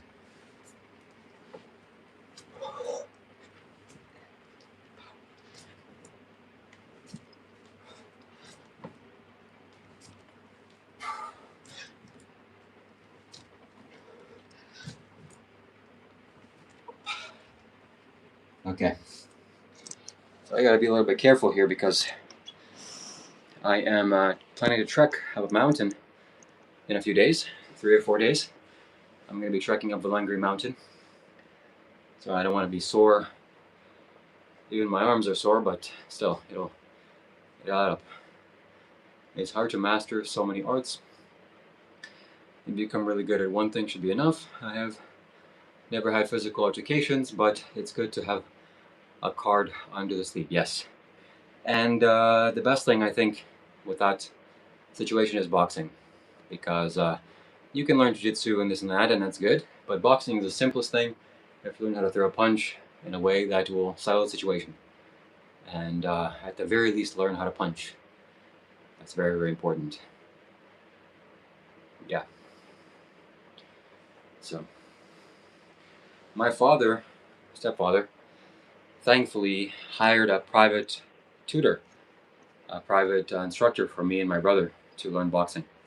So I got boxing training, whatever little that I had, a few months, or a few boxing sessions, 2 blocks, and learn how to throw a punch, learn how to stand, learn how to move, learn how to defend and block. Does that mean I'm going to win a fight against you? Maybe, probably not. But at least it'll hurt. That's what I hope. But my intention is not to get into fights. Conflict resolution is what I'm aiming for. So, yeah.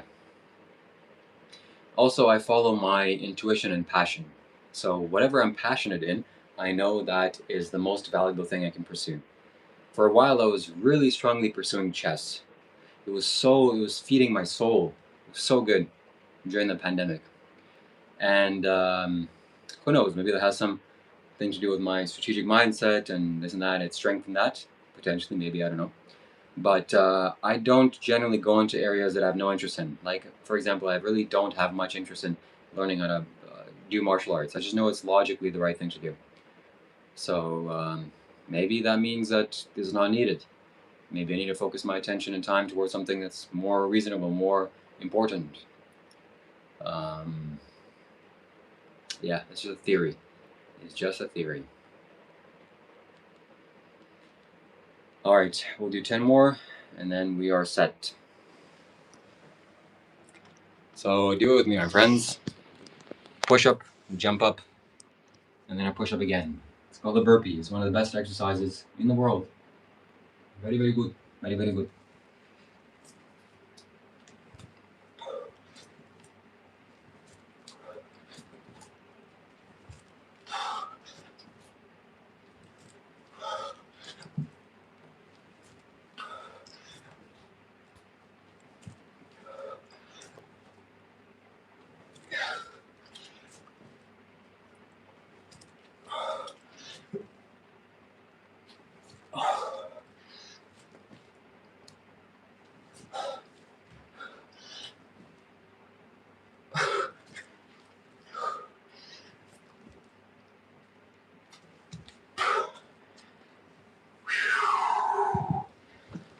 And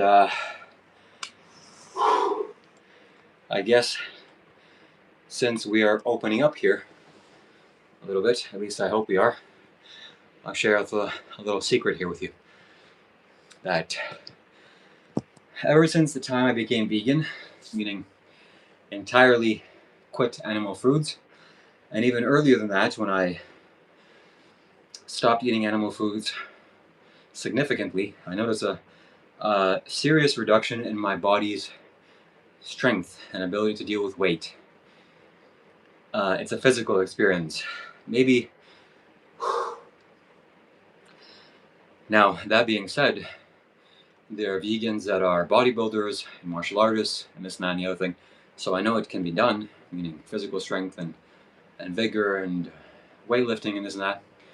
But to me, it's like, it doesn't work anymore. My body just doesn't need or doesn't call for that at all.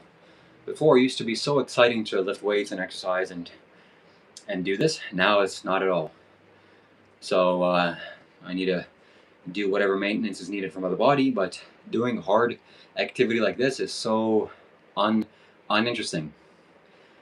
Doing other things like gardening or, I don't know, something that's actually needed and required, sure, that has advantages, but and I don't know if this is because of the diet or because no longer eating animal foods is removing my kind of carnal desire to survive. Maybe, I don't know.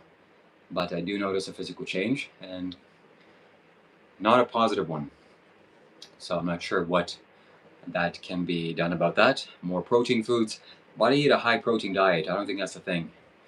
So either this will resolve itself with time, but right now I have no interest and no need to build my body, to go to the gym. It's only for appearance sake. Yeah, it's nice to be looking good without a t-shirt. That's great. That's a good value. But to do all that effort just to look good,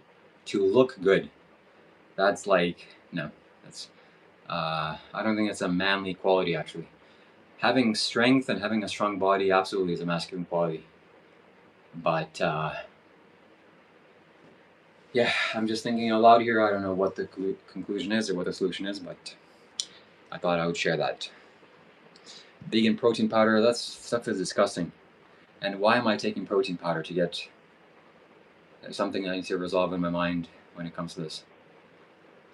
And not say protein, other than that, eat boiled eggs once in a while. Yeah. Well, I can't eat boiled eggs because that's not good for the chickens, and I won't. Sometimes I look at men, bodybuilders that have big, strong muscles. Okay, that's very admirable. But for what are you doing that for, buddy? This is not the 1600s where that kind of size would actually mean something. Now we have robots do the heavy lifting of bricks. And alright, you have a boulder, you can lift a boulder. Alright, good, I guess. But I can get a machine to do that way better than you and for cheaper. So it's to look good, okay, it looks good. They get benefit out of it. It feels good to do that, I'm sure. That's good too. It's healthy, okay, that's good. But to sacrifice so many animals' lives for you to puff up your muscles, that seems to be wrong. That seems to be very wrong. It's like, you beat children to get their tears out because you admire the tears. Oh, it looks good. That pain, that amount of pain for that little pleasure, whatever positive thing you have, is not equal to that at all. So these bodybuilders that have puffed up muscles, I could just imagine how many animals' lives had to be lost for that to happen. So not to me. You can find the PayPal link in the description of this video. It'll work for you there. It's about discipline too. Yeah, definitely discipline. Maybe that's what I'm lacking for sure. That's probably a big factor of that. Same once I stopped drinking caffeine. I haven't wanted to pursue the gym, albeit I would love to start again. I also have been vegan for 4 years, and I want to learn more towards high raw because you. SKS, thank you very much. Yeah, a raw vegan diet is absolutely the best for the human being. In fact, I'm going to transition more towards a liquid diet. At least 50% of my diet, I want to come from liquid-based foods like fruits and raw vegetables. That's what I mean by liquid. And juice as well. I want to juice more and drink more smoothies. When I'm back in Canada, I want to do that. And then everything else is cooked food. But I know logically that going to the gym and exercising is good, yet the way that I've been doing it is not good. Just go and lift a bunch of weights, and that stuff hurts. So discipline is needed, absolutely, but the motivation isn't there. Why would I be doing this? So it's not strong enough a reason. I really have no reason to do this. But I want to find some good group of friends that we can play games together, we can do some sports together. That I would get behind. But just going to the gym to puff up my muscles for what? Am I going to some weightlifting competition, or is tomorrow the Stone Age is going to start and my muscles are going to be important? All right, then I'll start doing it. But I know being strong is so important as a man, for a man, and it's a very positive quality. So I just haven't worked that out inside myself yet. I still need though, although I've recently been incorporating other protein options and lowering my meat consumption. Nice. That's the way forward. Blend up chicken. That's I'm not blending up dead corpses of birds. No. Bone broth. That's even worse. Bones ground up into a liquid. Yeah. That's not for me. High raw diet is a yogi diet. Absolutely. And fundamentally, my friends, that's what it is. That's what my identity is attached towards. I know that those two words don't go together with a yogi, but that's true. That's the identity that I at least consciously want to form. I'm going towards becoming more of a yogi. So yogis don't have puffed up muscles. Why? Why? Oh, because I want to impress the ladies. Okay, I guess that's worth something. But I'm not here to impress the ladies, and I want to be a yogi. I'll tell you a story that ties into this very well. I met my friend here today. He's a YouTube subscriber and recently came to see me. For the first time, I haven't seen him ever in real life or anything.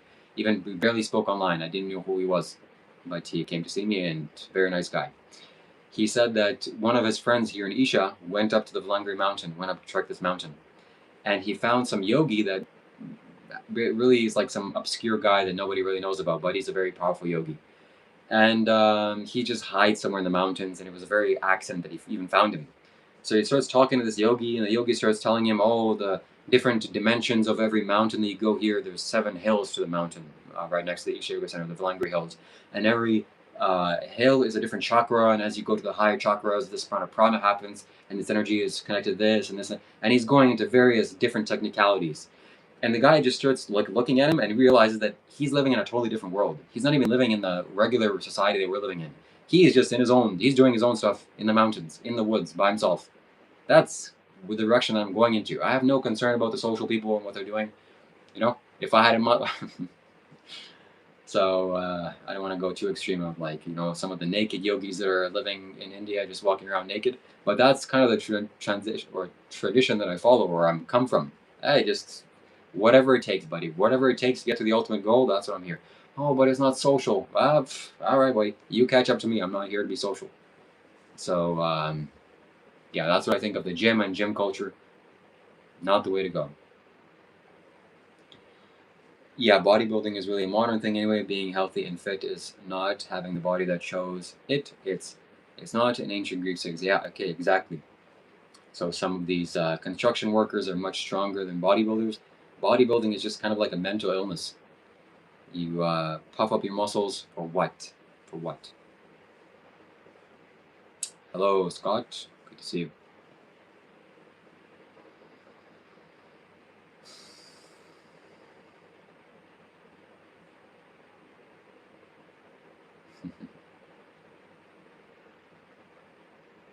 Thank you, thank you. I need to build my strength up a little too, but what is the reason for you building up your strength? Yeah, it's good to have a certain level of strength to do that. But for some reason, I'm not exercising or investing my masculine energy towards that. I don't think it has the outcome that is required for this amount of energy spent is not. There's not enough returns for this investment. So I just sat here and I did these burpees, and it was good. I feel pretty good, but the rigidity on my joints, the pain in my joints, and now the sweat and the pump and all this is not ideal. And for what? Oh well, it's healthy. All right, this is not healthy. So there's various other things you can do that are towards your health.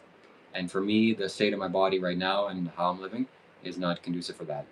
So I'd much prefer just to be stable, to be still, exercise, walk. Sure, I'll trek the mountain. That'll be a nice exercise. Going to a place sweating is actually one of the most important things. The body has to sweat because you lose a lot of toxicity through your pores in that way. So that's very important. But everything else is secondary. Secondary. Push-ups. Push-ups is also very bad. Like, why are you doing push-ups? It's so strenuous on your shoulders, and I can see how detrimental it is. Squats, yeah, but to squat is like you trying to reach down towards to get something. Okay, you squat down. You're working in the garden, you squat down. You need to learn how to squat. The women that are working in the garden here at Isha, they're strong. They're actually living a healthy, fit lifestyle. But going to the gym, squatting, putting a bunch of weight on your back, why? To get puffed up legs? Your birds have to suffer and die for you to eat them because I want to have puffed up legs so that when a woman looks at me, we can engage in sex together. That's insane. That's crazy. So I'm never going to do that. That's madness. And I want to have a yogi's body, meaning what? A hard, fit body. A hardness in the body. That's what's needed. And that comes from hatha yoga. That comes from yoga, actual postures. And that even now I can't do. Not that I can't do, I just won't do. That's not where my interest lies, and that's not where the direction of my energy is taking. I'm here to work fundamentally, first and foremost, on my energy. And the body is just something that needs to be left aside. The body is just here. It's just kind of something that I have to take along with me. It's unfortunate. It slows me down. I have anyway, there's so many things you have to take care of the body with, but it's just like a useless companion. It doesn't really have anything to offer. The energy and what's deeper, what's inside, that's the priority of me. And whatever I do is for the energy. So today I went to the Janalinga temple, and that is what I'm talking about when it comes to the energy. So that place has so much energy. And just sitting there is enough. Sitting there with a certain level of receptivity, that gets things going. And yeah, that's where my priority is. That's where the value is. Were you ever into caffeine? Funny story. Just yesterday, I took my driver to have lunch here in the Isha Yoga Center, in the restaurant here. By the way, this restaurant that they have in front of the Isha Yoga Center is not so great. It's pretty bad. Some foods they have is very healthy, like the dosa and things like that, but a lot of things are just filled with oil, filled with spicy foods, and I don't know why they don't make it healthier. It's like, I guess it's not commercialized, anyways, whatever. So my driver ordered his food, I ordered my food, and he ordered coffee. And he ordered coffee for me and for himself. Unfortunately, the coffee had milk, but there's nothing I could really do about it. I'm not going to say no after the coffee was already purchased and it's already in front of me. And I wanted to give him the positive karma and sip some of it just to see what it's like. So once the action is done, I'm not going to deny it. So I took a few sips of this coffee. My God, was it good. It was incredible. One of the most delicious things I've ever tasted. Albeit it was drenched in sugar, that's why it tasted so good. It was like an explosion of brain dopamine. Whoa, what is this? And the caffeine also instant rush of energy. Oh, look at this. And whatever, I just had to think about the cow's milk inside of it. I'm sure that added to the taste a little bit, but I know at least the cows in Isha get treated well and they get milked well.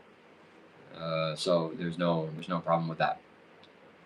So that's as much as I have to say about coffee. I took a few sips, like and be like, and that was it. So that's, and then I went to do my live stream. But I'm not a coffee drinker, and I thought today actually I was eating. The desire for that same coffee came, the craving for that stimulation. Oh, that would be nice, but I didn't do it. Coffee is dangerous. Coffee is a dangerous food to drink, to consume.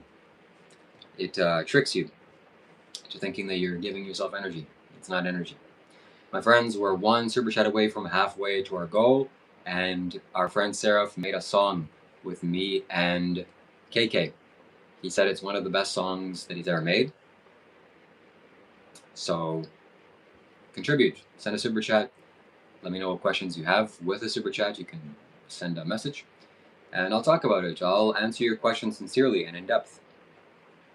And if you find this valuable, then this is an easy way to say thank you if you have a few dollars to spend or to donate. Shiva, you're actually a really good person, nice guy, can't stand when a rough speaker. Thank you very much, Scott. And Deva Moon with coming in with the $5 green super chat. Also, she's a member of the channel. Welcome, Deva Moon. Happy to see you, and I hope you're getting along well.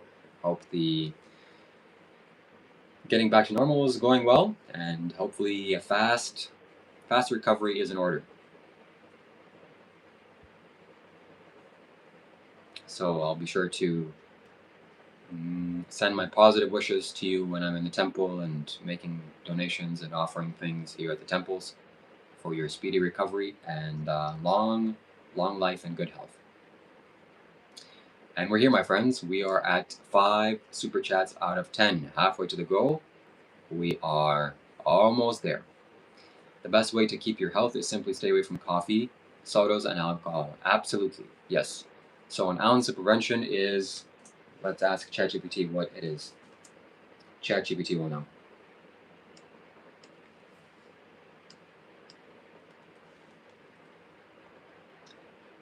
An ounce of prevention is worth, sugar is one, but so hard to everything. Yeah. An ounce of prevention is worth a pound of cure. Yes. So if you can prevent your system from being hacked with an ounce of work, that's way better, or that's equivalent to a pound of then trying to solve the thing when your account gets hacked. And same goes for health. So you don't want to start going and trying to cure things when you're unhealthy. You want to do the right things today so you don't get sick in the first place. Sugar is one of the worst things you can take. Sugar is like whenever I see people cooking things and cooking pastries, and they're like, okay guys, today we're adding a recipe. This is what a recipe is. First you add bread or you add baking soda, okay. Then you add some vanilla extract, then you add some plant milk, and then half a cup of sugar. When they say that, I click off. I said, you lost me. Whatever your channel is about, I don't want to have anything to deal with it. Even if you have the most amazing recipe in the world, you're adding you're adding Alzheimer's food. Oh, Alzheimer's? Oh, sign me up. No. So, eating Szechuan rice with chicken curry and mozzarella. That's the sound of disapproval.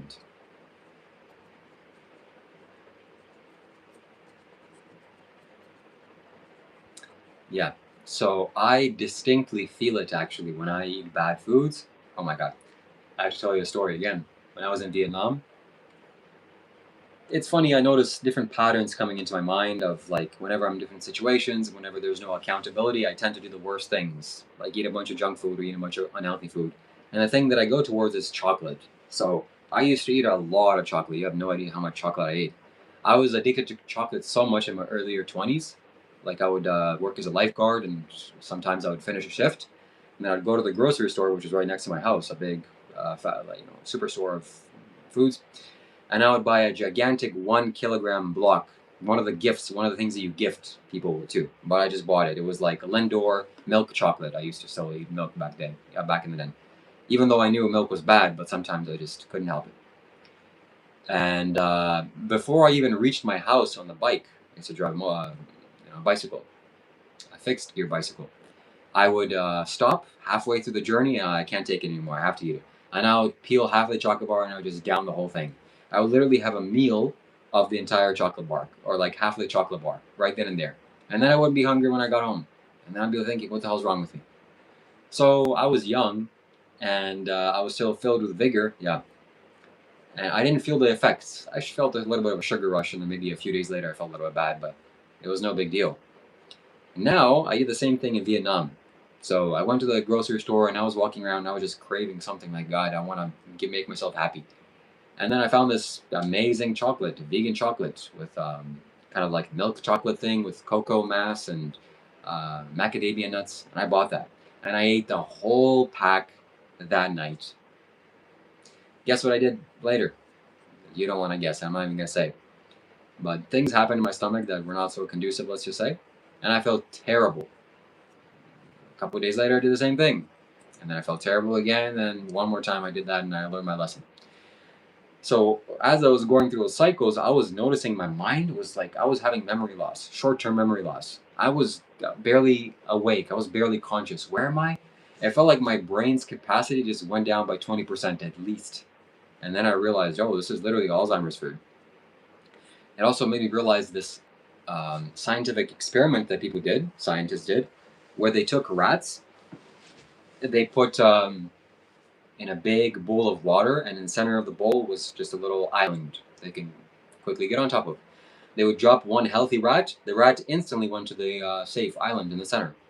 Then they took a rat that ate a standard American diet with sugar and high fat and things like that, and they dropped him in the same bucket, and the rat had to circle 3, 4, 5 times, and then touch the island, forget where he was, go hit the barricade, and then finally come back. It took him significantly longer.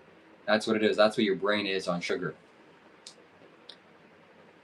Sugar is not considered a drug, though it absolutely is a drug, and it should be considered as a drug. It's very addictive. It's more addictive than Coca-Cola, you know what I mean? The Colombian Coca-Cola.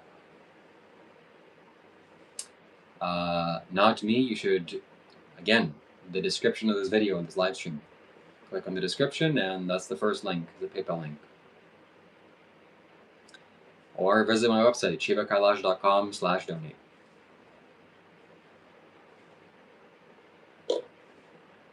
Sugar is in fruit, yes, but it also has fiber. It's not the same thing. It's not as consecrated or concentrated as table sugar, and it's much healthier to eat. It's one of the healthiest things you can actually eat is fruit. Yes, most of my diet is fruit. Tomorrow I'll be sure to go and eat a lot of fruit. Would you smoke ganja with the Agori Sadhu? No, I would not. Difficulty to cut it out in almost everything? Yeah. So this is why when I go to grocery stores, I look at the ingredients. I've started doing this a lot now that I'm getting more mature in age. I start to look at the ingredients. What is the ingredients? For example, this water has ozoned water. I don't know what that means. And minerals. Magnesium, sulfite, calcium chloride. Cool. And does it have any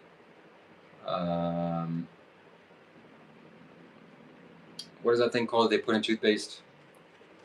Fluoride, no fluoride. So I would go to the grocery store and look at ketchup. All right, let's look at this ketchup. And the ketchup has like 1 tablespoon of sugar per every couple of grams. It's insane. The ketchup has sugar, the Every single sauce that you see in the supermarket has sugar. It's basically sugar. Sauce is sugar. So many foods have sugar because they want to find the sweet spot of addiction. That you eat and it tastes amazing. You want to eat more and more and more and more and more, and then you go back and buy it again. It's such an unethical way of doing it. That's why people say money is the root of all evil, because the pursuit of money makes you do things like that. Makes you put sugar into food and make people addicted to sugar. Crazy. Just yesterday, I ate one of those natural fruit bars, and when I checked the ingredients, I saw it said it contains genetically modified ingredients. There you go. And the gummy bears have gelatin in them. That's madness. Gelatin is ground up pigs. So that's what makes it have an elastic kind of quality to it. My friends, we are 5 super chats away from hearing the most incredible sounds you've heard in your life. At least in the last hour, that's for sure. Unless you've been listening to some opera music or some classical music. Seraph music is going to change your mind, change your life, because it deals with me and my interview with KK. It's going to revolutionize your spiritual experience. So once we see that confetti pop, we'll make it happen. Recipes for banana chocolate chip muffin calls for sugar. Why? I add honey or maple syrup instead, unless it calls for it. Nice.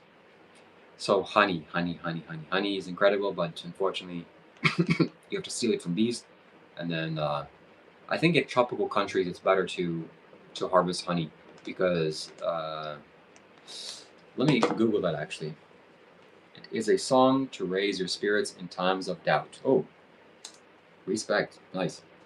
So, is honey better to harvest in tropical countries since bees are not collecting it for winter? Let's do some in real life. Short answer is often yes. Tropical regions can produce honey more consistently, but it's not automatically better. It's just different on how it's harvested. Bees store honey to survive winter when flowers disappear. Beekeepers must, so in colder climates, okay. What about in tropical areas? Flowers bloom year-round in multiple seasons. Bees do not need large winter stores. Honey can often be harvested multiple times per year. Colonies stay active year-round. Okay, so Deva Moon, if you're listening to this, then this is good news. Advantages: continuous nectar flow, more harvest cycles. Challenges: okay, high pests, ants, hives, bees, mills. Okay, heavy rain seasons and some tropical bees like African bees can be more defensive. All right. This is good news. This is one of the biggest reasons why I don't buy honey, is because they kill the honey or they kill the bees in the wintertime. And also you're essentially stealing the food that they need to survive in the winter. So that's not really sensible to do. But in the tropical places, it's more sensible because no death is taking place. Agave is better. I have tried agave, and it tastes very bad. It tastes bad. Maybe it's the one that I've tasted, but it tastes nothing like honey. And yeah. Not all farmers kill them in the winter. There are always ways to save them, yes. But if you can have a beehive in the, like for example, I do like honey. Yes, my mom bought kilograms of honey like a year ago or 2 years ago, and I ate honey almost every single day with lemon water, and it was incredible. I was thanking God every single time I drank it.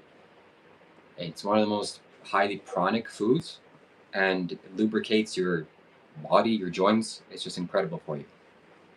But I can't get myself to buy honey from the grocery stores. Yet, there's no problem with eating milk, for example. Like if a cow is treated well and it gives the milk to its child and things like that, you can go and drink as much milk as you want. I don't see any issue with that. But it only comes to the factory farms and the horrific conditions there. And yeah, so milk in India is a different thing, at least in a place like this, in an ashram. But Yeah, in tropical areas, you can possibly harvest honey in an ethical way or in a vegan way that doesn't involve them suffering, except you're just stealing their food. You're essentially exploiting them, or yeah, exploitation is a good way of saying it. I'm not sure. I would have to do more research. Love honey in my tea over sugar, yes, but don't put honey in boiling water because that turns honey poisonous. Yes. So my Airbnb host said that there is a water place that I can get water from, like a well or a pump, or where the villagers get water. So I want to go and get water, but I'm not going to take the camera with me, so I'm very thirsty. The amount of food that's thrown away, we're sure they can, I don't know, as long as probably one or two, yeah. 70% or more of all agricultural land is used for livestock, meaning growing food to feed our food. 70%. Let me just say that again. 70%, somewhere in this ballpark, either more than 70% or less, a little bit less, of all farmland is simply used to grow food to feed the animals then we eat. It's insane. So, hey, there's a wild idea. Why don't we just not do that and use that farmland to produce an abundance of plant food and feed every single human being on the planet 10 times more over and have 10,000 pounds of food extra just for fun? Look at all this food that we have. Let's throw it back into the soil so that it enriches our soil. But no, we can't do that. Why? Because we need to eat meat, because we like the agitation, we like the conflict, we want to go to wars with each other, we want to go to the gym and get big puffy muscles for some reason to have fights with other men to prove how strong and dominant we are to attract the female because we're big, strong men. Does that sound insane to you? It sure does to me. The world has enough space. Not all space is farmable, and not all farmland is made the same. Some farmland is more rich than others. Vegetarian makes bigger muscles, honestly. If you look at how much unpopulated spaces there is, we could easily afford to double or triple the population size. But not all places is habitable. But yeah, like for example, Canada, there's lots of spaces you can do. So thank you for the gifts. Oh my goodness, look at this. This is the first time this has happened. What's going on here? And yeah, thank you, David Moon, for that. That reminds me of Canada, a maple leaf. And not me, sending cheers. Thank you so much. Not me, I hope you can get the PayPal link to work because my PayPal is begging for your donation. There's no difference between Alaska and Canada other than being more liberal. Well, the climate is very different. What did I just do? You did something. Yeah, initially I thought it was something else, but it was just a leaf. Yeah, a leaf got stuck to my forehead.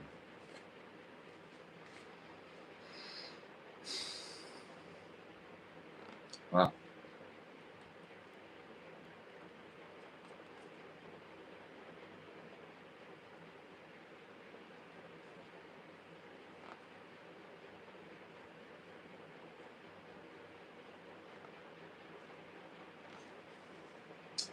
So yes, my friends, that's the way the cookie crumbles.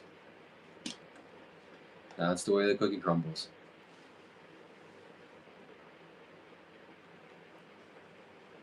Is it worth to sell my house for 300K and live in Vietnam? No. No. I would say no. At least first go and travel to Vietnam. Go take a 2-week trip, 1-week trip, feel the vibe.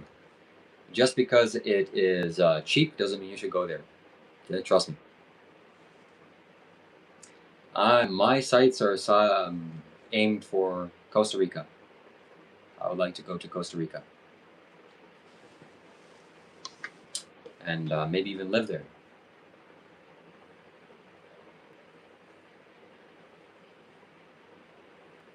pigtails, huh? Maybe we'll do some costume streams as well in Canada. I don't think Rob does enough. Yeah. Costa Rica has magnificent trees. Costa Rica has 5% of all life diversity on the planet, or something. 5% it has. Of all species, diversity is the most diverse place on the earth. So much life it has. It's so rich in life. That's the first sign. Let me Google it. Okay, why am I always making things up? Why am I always talking from memory? Something I heard 20 years ago. I have Google, and I want to be more,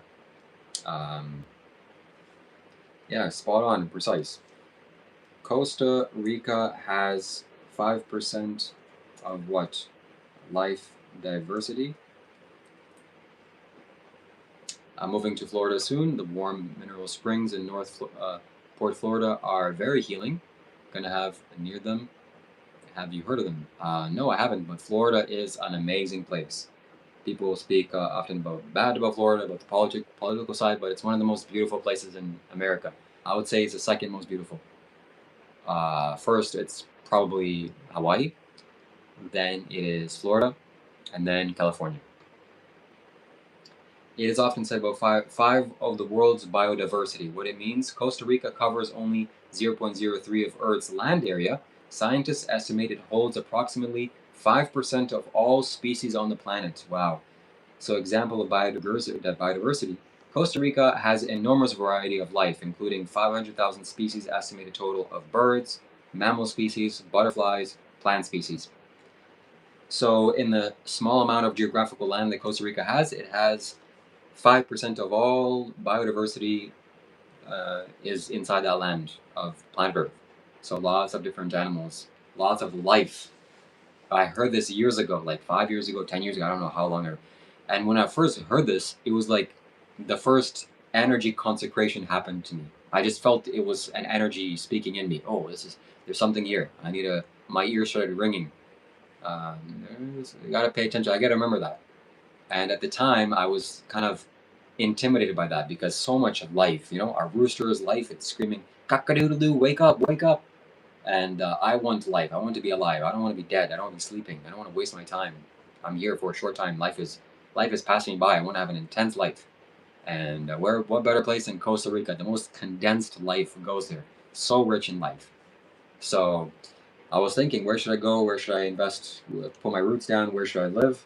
And Costa Rica seems to be the place. At the very least, I'll go and travel and visit, just to take a look, check out the vibes.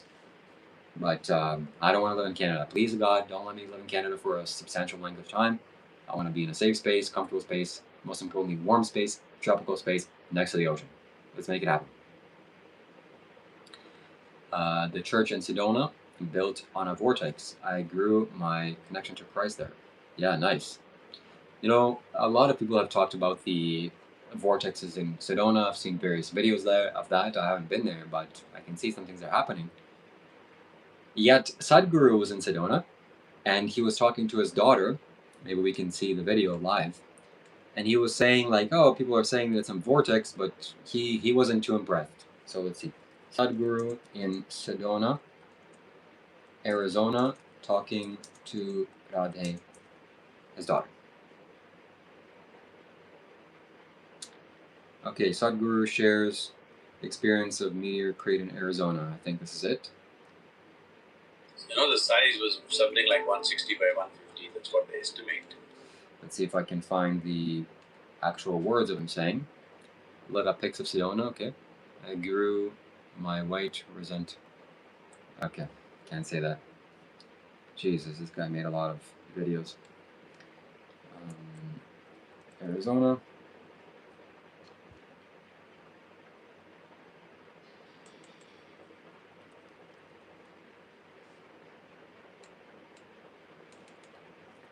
Vortex.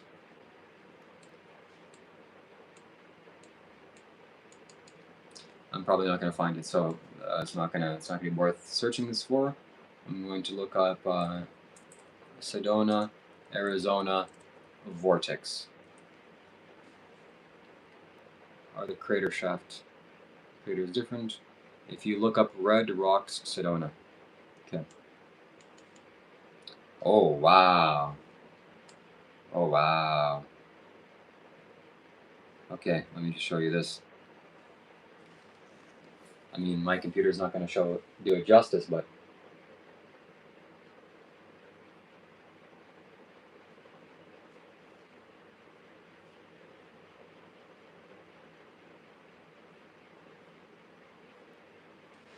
whew, there's so many beautiful places to visit.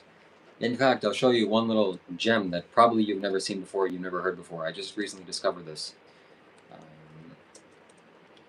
Bosnia is a country in Europe, I'm pretty sure. Some obscure country, probably barely know what it is. But Bosnia has a pyramid, and it is approximately half the size of the Great Pyramid in Egypt. Or I don't know how large it is. Okay, I'm done making things up. We're gonna exactly Google exactly how large it is. But this is the pyramid in Bosnia. It's covered by grass now, as you see. There's the first image there, and that's what it looks like. There's a size comparison. So it's totally covered by grass, and you can go inside, apparently. And let's see how large the pyramid in Bosnia is. How large is the pyramid in Bosnia compared to Egypt? Aliens? Probably human beings, not aliens. To the Bosnian pyramids near the town of Yosko, it's commonly called the Bosnian Pyramids of the Sun, the famous Egyptian comparison of the Great Pyramid of Pisa. So claimed height is 220 meters, and it's the largest pyramid in Europe.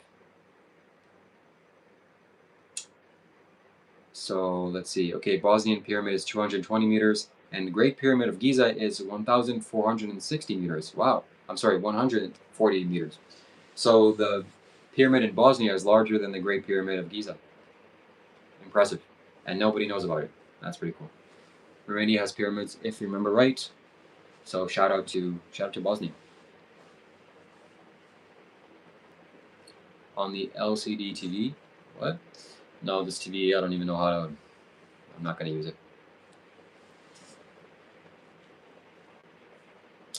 I never knew that about Bosnia. Yeah. People climb it regularly.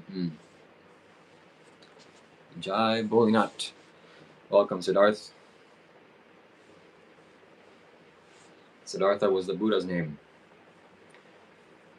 All right, Seraph, if you're here, maybe you let me know what you want to do. We can stay here for the entire night and wait for the super chat goals to be completed. We're 5, my friends, 5 away. If 5 people want to donate $1, then we'll listen to the soundtrack, and let's make it happen. I think we can make it happen. We got to see that confetti fall. That confetti is like real life. That confetti is 3D. YouTube did a good thing with the confetti.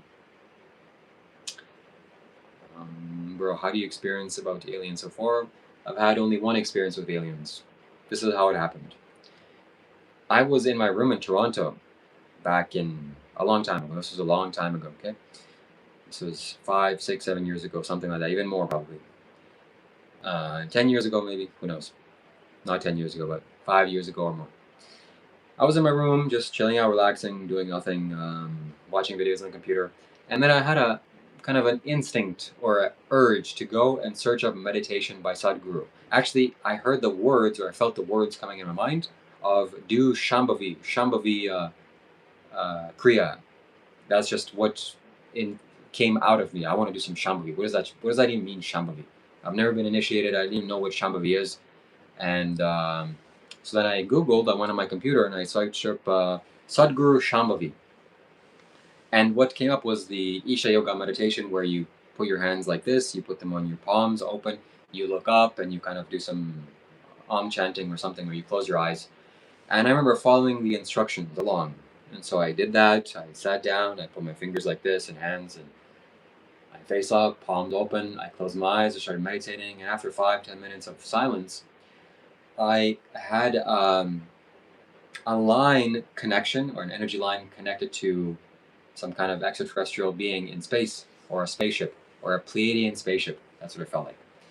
And these Pleiadians were just looking down at me, and they could see that I made a connection there. So like, oh hey, we're looking over you, and just yeah, good stuff. There wasn't really much communication there. And then the line disconnected, and it went back to me, this kind of crown chakra light line that connected to them came back down to me. And I opened my eyes and I felt, wow, that was something. So my mind kind of concluded that maybe these aliens encouraged me to search up this meditation that would connect me to them, but there was really no, it was just a cool experience. There was really no significance to it, except made me realize, okay, there's definitely aliens here. And could it be my mind making it up? Could it be just a powerful imagination, vivid dream, or vivid kind of projection? Yes, it could be. But I'd like to think, at least, that I know the difference between my mind's imagination, what's happening in my imagination. I have a powerful imagination. I can imagine various things, and then what the difference is between an energy experience. So I've experienced both energy experiences, and I experience energy every day, and my imagination. And it's tricky, because your imagination can make a lot of things up, and if you believe your imagination, you're gonna go crazy. You already are crazy. So, what color were they? Gray. They were like very tall, over 6 feet, 7 feet, 8 feet tall, blue, and like the pictures described. So this is a little bit where it concerns me because they came to me as the pictures described them as Pleiadians. So maybe I saw the picture first, and then I imagined it, or maybe they actually look like that, and the descriptions are genuine. Who knows? So I'll show you a few pictures. Yeah, this is actually very, very close to this. So they looked like this. They were humanoid forms, and they had kind of blue attire on. They had human type. They had a humanoid form, but they weren't necessarily human. They were something else. How you meditated into a deep cave in total sensory deprivation. Have you meditated in a deep cave?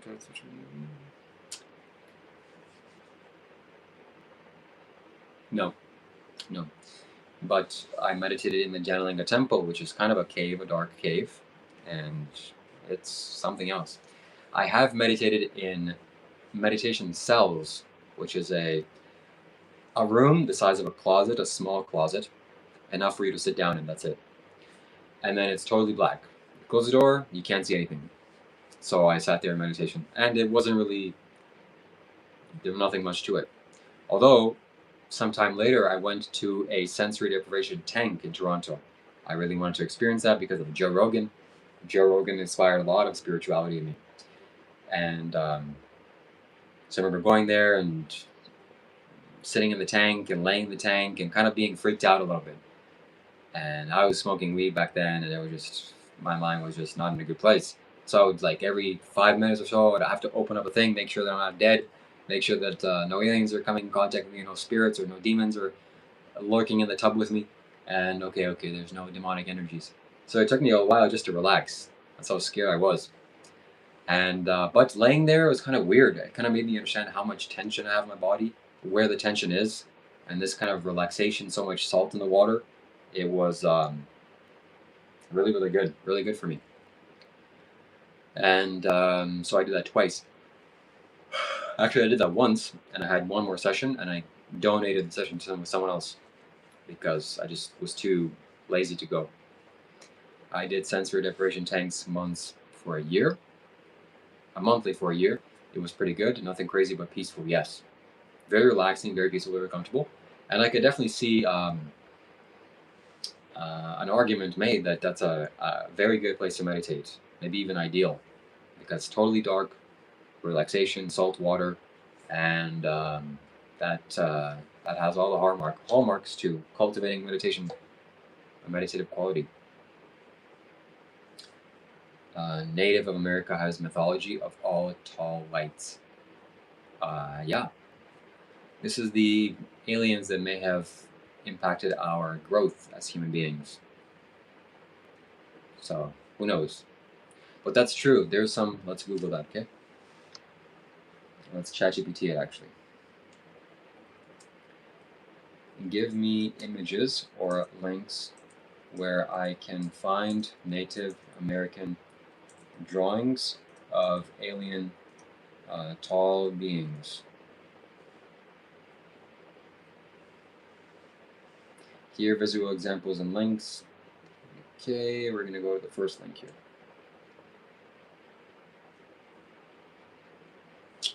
Okay, ancient Native American paintings of otherworldly beings on canyon rock walls.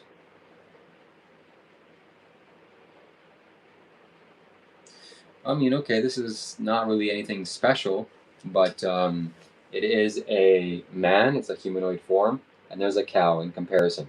So the cow is much smaller than the man. This could be mistaken. Maybe the man is close, very close, and the cow is far away. This is not anything conclusive. I'm sure there are much larger, much more powerful examples of this. I'm pretty sure I've seen them.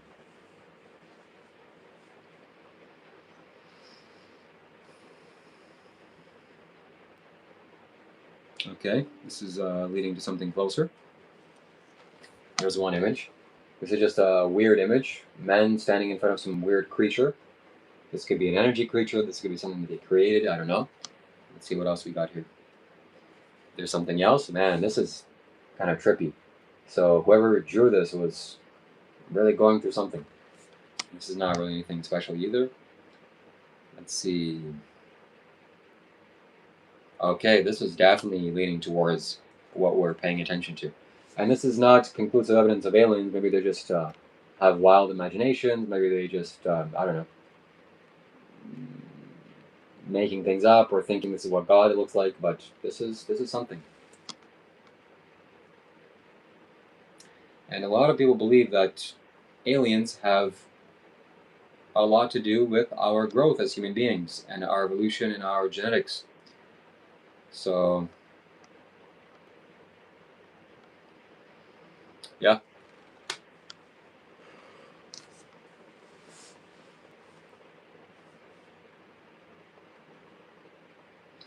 Megatron Mischief Transformer swiftly, yeah. The giant Sumerian king. That's my great grandfather. Sadhguru just blinked. I don't doubt you, David Moon.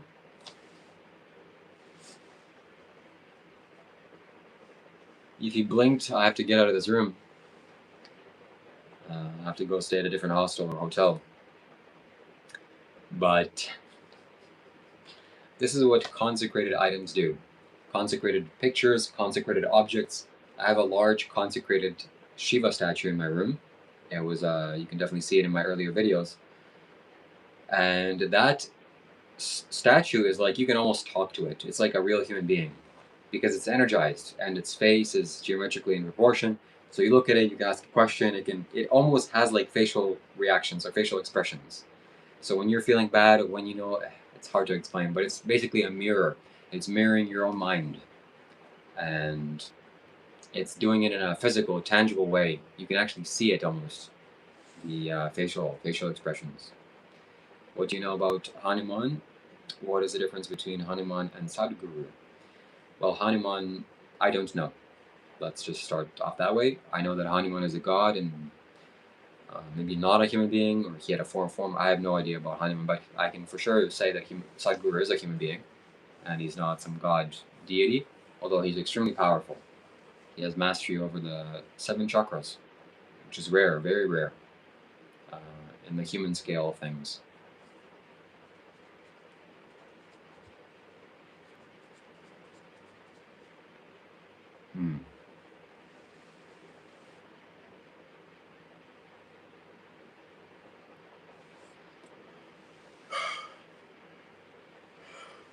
All right, it is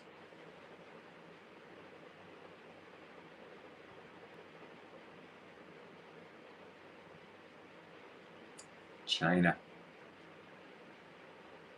Someone blinks behind you. Hanuman got apes. Yep. It is 1:08 a.m. So I think I'm going to have to go to sleep soon. And Seraph, if you're here, let me know what you want to do. If you want to wait until tomorrow, or if you want to release it now, or if you want to make it a more of a spectacle, you can do that. Or maybe when me and KK are live again, we can do it with her live. Let me know what your plan is.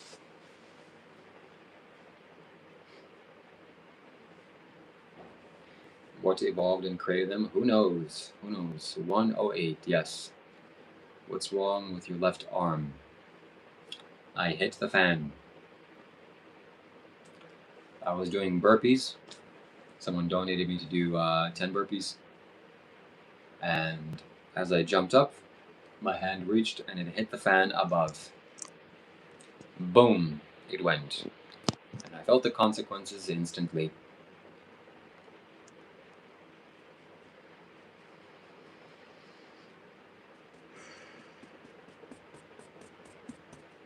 Okay, I'm going to choose to go to sleep. Except I'm very thirsty, that's the only problem. Have you figured out what has been the best TV antenna? Who has the best TV antenna? What? I don't use TV antennas. I haven't used a TV in a long time. So I can say nobody.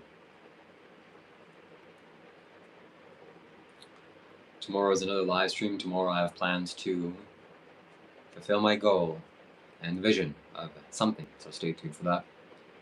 And hopefully I'll go live at an earlier time. It'll be later for you if you're in the eastern coast, but soon I'll be in the east coast. I hope, fingers crossed. Then we'll really start getting things going. Okay, my friends, I really have to retire. Shiva, yes, it's 1 a.m., 1:08, now 1:10. So let me know. Let me know what you want to do. If you want to wait longer, if you want to release it tomorrow or on a live stream with KK whenever I do it next with her, or now, or you want to wait next time then. Okay. She was thinking, under the circumstances, would you be willing to eat meat? Somebody offered to donate me money to see me eat meat, and I at the time said yes, but later I regretted it, and I probably would not be able to go through with it. I would have to refund the money. That's not a sensible thing to do. So, yeah.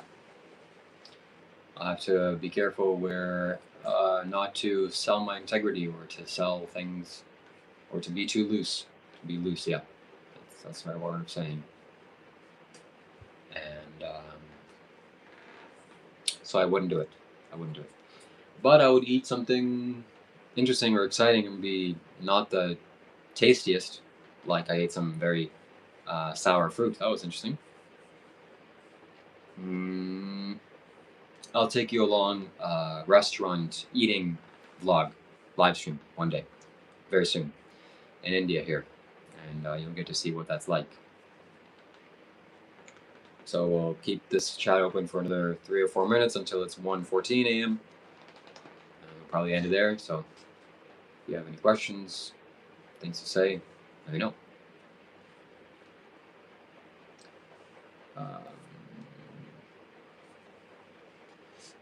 Everyone has a price. I mean, yeah, that's true. There is a price for everything, pretty much. For $1 million, it would be unethical for me not to do it, considering how much value I can add, how many people I can help. So I would almost certainly do it. Yeah, for sure I would do it. It's to eat a corpse, an animal's corpse, for $1 million. People are doing it every day and they think that it's normal. And I'm here denying, saying, "Oh, I would definitely not do it for $1 million." That would make me insane. So yeah, Jesus cannot be bought.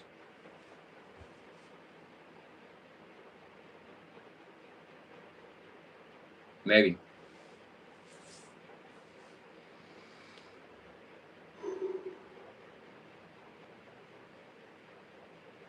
Where'd all the time go?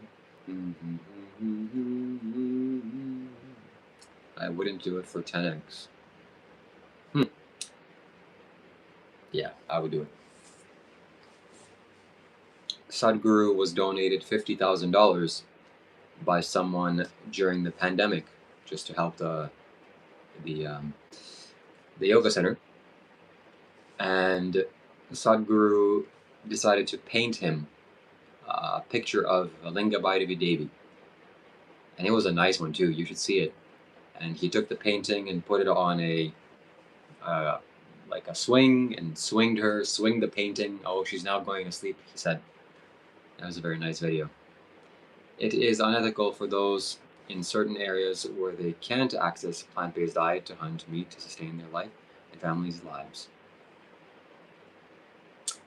Is it unethical for those from... Well, yes, it's unethical no matter where you are. So killing living beings is unethical no matter where you go. Unethical is, we're not going to use this word in this context. We're going to say, let's say bad karma, or unfavorable karma, or karma that leads to pain. So yes, it doesn't matter what circumstance you're in, unless maybe... it does matter what circumstance you're in. It definitely does. But nonetheless, whatever reason you have for doing action that leads towards the pain and suffering of another being is not going to lead to ultimate bliss and happiness. That's for sure. Even in self-defense, if the absolute only option you have is to end the person's life, you do that, still probably is not going to lead to the most favorable fruits. At least you're going to think about it. Oh my God, I said this. Your conscience is going to bother you, unless you're a total psychopath. So, yeah. But if you're stranded on an island, or if you're, yes, AK is here. If you're stranded on an island and there's pigs, I probably would try to kill the pigs. If I was hungry enough, for sure I would kill the pigs. Hello. Okay, fruits and vegetables. Then when things become very clear, I'm going to be dead here, or I go eat this pig and there's some chance of me getting survived in the future. Oh, buddy, I'm going to try to chase it. And I'm really sorry, but that's just the nature of the things. It makes me sick. Well, we're 4 away, so now we're more than halfway. And the principle of life is when you're more than halfway, you should keep going. You should not stop. Why the pigs instead of fishing? True, I would much rather fish because it's better. A pig is much more evolved and intelligent. It would be much more of a crime, much more damaging to my conscience.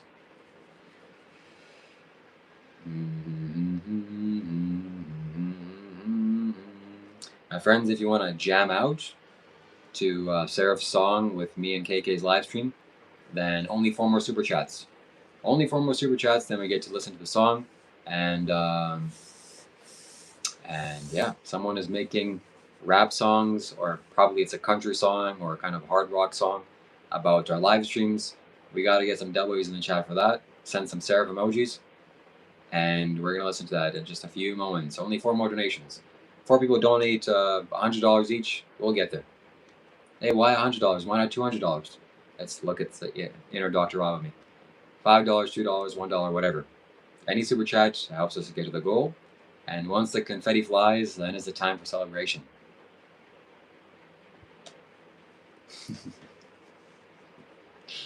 Yeah. It's not a hard rock or country this time. KK will get it for a solo song dance. So we'll get it for her solo song once. Okay. So we'll keep going.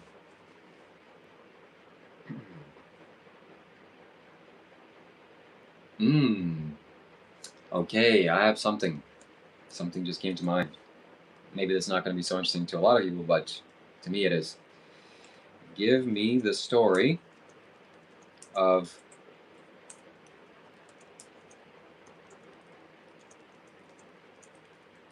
this is not going to be very easy to read either, or to listen. Okay, so the time period, this was set in the time of extreme famine. Something is said to the thousands of years before the historical Buddha. This was thousands of years before the historical Buddha. The family is often described as very poor and in a remote village or forest. So some versions, okay, give me quick.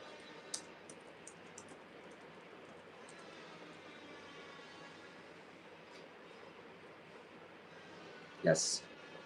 So there's an old Buddha story from the Jataka tales about a time of a terrible famine. A family was so desperate that they faced an impossible choice. The story goes that a mother, a father, and a baby were crossing a desert type area. not a lot of food or no food at all, and barely any water. And they were halfway through accomplishing their goal, and they realized that if they continue back or continue forward, they need to sacrifice their child in order for them to survive. That's the only way, is to eat their baby. This is a story, okay? I don't know if this is real, but it's just imagination. And they ended up doing that. So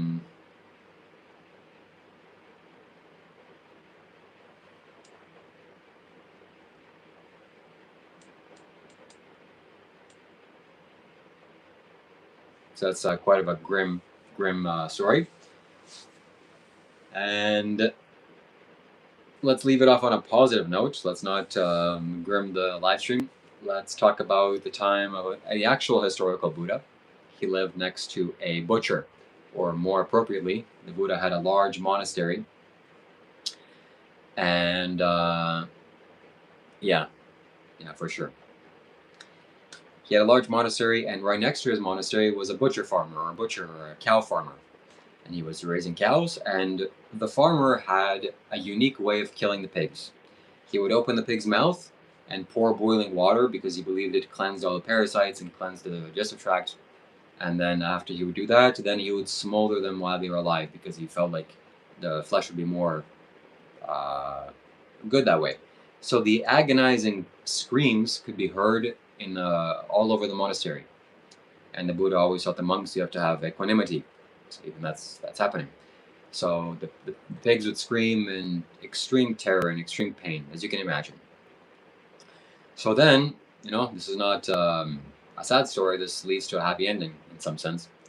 Because then the farmer got old. And on his deathbed, the monks could hear a scream coming from his bed that you could only hear in hell.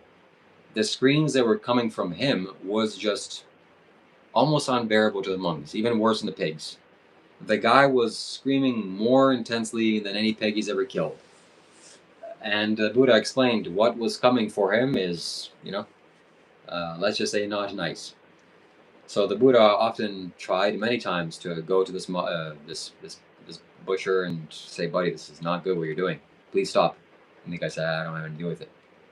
So then karma, he accumulated enough bad karma, and off he went to experience the fruits. Yeah.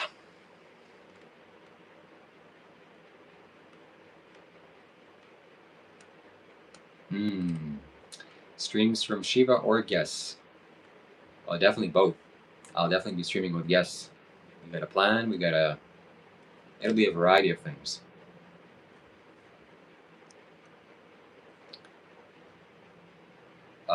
Yeah. There's different versions of the story, but one version is that. One version the child survives, and different versions like that. Here's another story. During the time of the Buddha, a great king came to the Buddha. He was wealthy, and he was a prosperous man. And he donated a lot, and once he came to the Buddha and said, "Look, ma'am, look, venerable sir, I'm just bored with it all. I have everything that I want. I have concubines, I have a palace, I have armies to go and pillage and loot, and I have territories, and I have access to so many things, and connections, and so on and so forth. I have everything. But I'm still bored. What is there to do? What should I do? What's the most sensible thing for me to do? What should I do here?" And the Buddha said, "Well, venerable king, what would you do if a man from the east that was very trustworthy came to you and said, 'Look, king, I'm coming from the east, and there's a gigantic mountain coming and crushing every living being without exception, and it's rolling this way.' And also simultaneously a man from the north and from the south and from the west, they all came and said, 'Look, they're all trustworthy, and you believe them. Look, there's mountains coming from the north, south, and west that are just crushing every living being indiscriminately, and it's rolling this way. There's nothing you can do to stop this, and it's coming from all sides. What do you do, great king?' The great king was shaken back. Oh, God. Well, I guess the best thing to do is, if these mountains are surely going to crush me, to do good deeds, to avoid evil, and to purify my mind." And the Buddha said, "Yes, great king. And hear this now, that the mountains of old age and death are coming and crushing living being from every direction, from all sides, indiscriminately, and they're coming your way, and there's nothing you can do about it. So when the mountain of death is coming and crushing everything, and it's coming for you, the best thing you can do is to do good deeds, to avoid evil, and to purify the mind. And the great king became enlightened.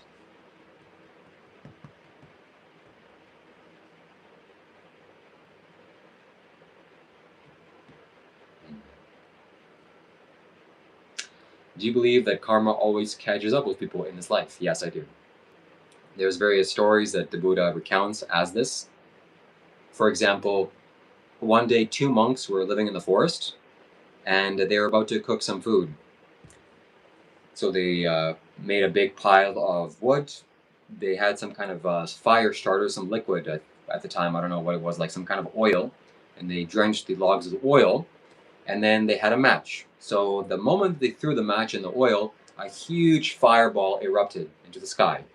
And simultaneously, a bird flew right into the fireball, and it got mixed with all the oil, and it fell down. The monks couldn't do anything. It was an oil fire, and the bird just instantly got burnt up alive. They thought, wow, what an incredible chain of events. So they thought to themselves, okay, well, we're not going to guess what happened here. We're going to go talk to the Buddha. So they went up to the Buddha and said, what happened? We have this experience. This happened. This bird flew into the fire. What happened? What happened here? The Buddha took a second to use his psychic powers and perceive what happened and what was happening in that situation. And he said, well, a long time ago, before this life, before even your lives, your birth, this bird was a woman. And this woman was married to a man, and the man sadly passed away. And the man was reincarnated as a dog. And the dog had still these unconscious desires for this woman, even though the dog was not consciously aware of what he was or what he's doing. And the woman didn't know that this was her husband reincarnated. And the dog had a natural affinity towards her. So the dog would follow her around everywhere. And because of the dog following her around, she developed a bad reputation in the town. People started making fun of her, calling her names like, oh, the dog follower, the dog walker. And she became so irritated with this and so frustrated with this that she took the dog, tied him up, and set him on fire. So with that bad karma, upon the death of her body, she was reincarnated as a bird, a very bad destination, which is an animal birth. And poof, she reaped the fruits of her rewards. So understand, my friends, any action that you do that is harmful towards the life, any intention that you have that's harmful to life, you're planting seeds in the ground indiscriminately. Nature doesn't care. Harmful seeds, all right, let's go ahead. Sweet seeds, cool, let's do it. Healthy seeds, no problem. Why not? It doesn't care. So, and those are the fruits you're going to taste. If you plant bitter fruit and you expect sweet, that's not the laws of nature. It won't work. If you plant sweet and you think it's going to be negative, it doesn't work that way either. It's going to be sweet. Doesn't matter what you do. So be careful what fruits you plant. 3 p.m. Central, 4 p.m. or 4 o'clock. It is nighttime for me. What do you leave behind? What do you think you're reincarnated in, Shiva? I hope I don't reincarnate. I hope things get disintegrated. I used to feed ants to spiders, and with enough time, I thought of myself, when I die, I do come back. As in every ant, I feed the spider, then I watch and let nature take its course. Nice. It's wrong also to have pets that are predators. Like I see people owning snakes and they feed mice to snakes. Like, buddy, there's just no wisdom there. You have to have wisdom in life to see what you're doing. See that, okay, fine, it's the nature of life, but you don't mess with animals and mess with animals' nature. You know, a dog wants to take a piss on everything. You can't try to stop that. That's going against nature. You're just gonna make yourself suffer. I tried doing that when I was a dog walker. Like, stop freaking pissing and everything, bro. No, but this is my nature. A lion licks its own ass or licks other lions' asses. What are you gonna stop that? That's not civilized. No. Whatever the animals are doing, let them go and do the animal stuff. You have no business with that. What are you gonna go save the animals from themselves? It's, you're gonna spend a lifetime and still won't go anywhere. So you can't do that. Let the animal nature to itself. You figure out yourself. Figure out your own human nature. That's enough to deal with. And for God's sakes, don't feed animals other animals. Don't participate in the negative karma. Do you think we can reach full 5D in this lifetime? No, that's not gonna happen. I thought it's kind of a delusion to think that we're gonna transition some God world and it's all gonna be wonderful and you're gonna manifest. Yeah, it's inside of your consciousness, sure, but the physical reality is still here, and it's gonna get much easier to live on the planet. By the way, much easier, spiritually speaking. I think it's already happening, and to some extent, it's gonna get harder with the pollution and all the crap that we're doing. But as more people wake up, more conscious people wake up, we will demand things to change. We will demand things to get better. With that being said, my friends, 4 more donations, 4 more super chats, and we hear Sarah's song. And let's do it. Let's do it like they do it on the Discovery Channel. So whatever animals are doing, you let the animal do whatever they're doing. Yeah.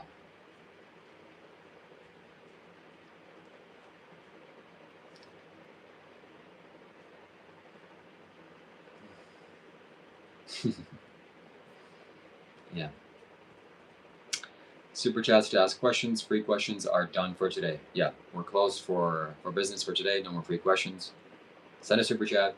It could be $1, it could be $2. If you're watching this and you don't think this is worth $2, shame on you. Shame on you. Imagine you're walking down the street and you lost $2. You'd be like, oh man, I lost $2. Oh well, you gotta be careful next time. Well, instead of losing $2, you just send it to me. And it'll make a big difference here in India. For $2, what can I do for $2? I can get 2 or 3 coconuts. Full coconuts, meaning drink the water, cut it in half, eat it. It's like an entire meal by itself. I can get 3 of those. Or I can get like, I don't know, 20 lemons, which I'll juice. That's basically an entire month or an entire 2 weeks. I can buy a watermelon, a small watermelon. Oh my god, that'd be huge.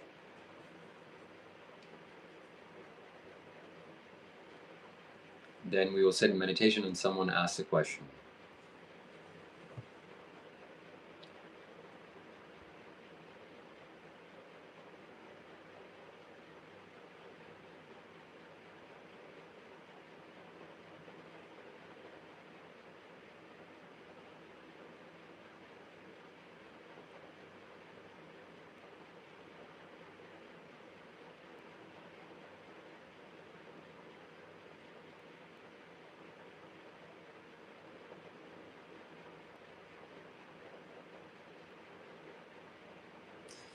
What is a stick? This is a hair tie.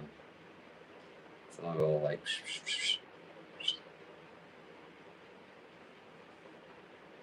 I want to get a cool one, like they have in the cartoons, like Avatar: Last Airbender. The Firebenders have really cool hair ties. Yeah. Well, Deva Moon is the exception. She's verified.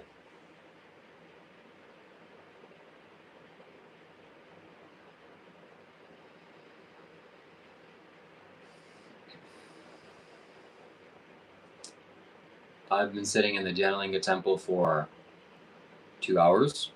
When I close my eyes right now, I can feel this energy in me. So take it, my friends. Take it. Feel the vibe.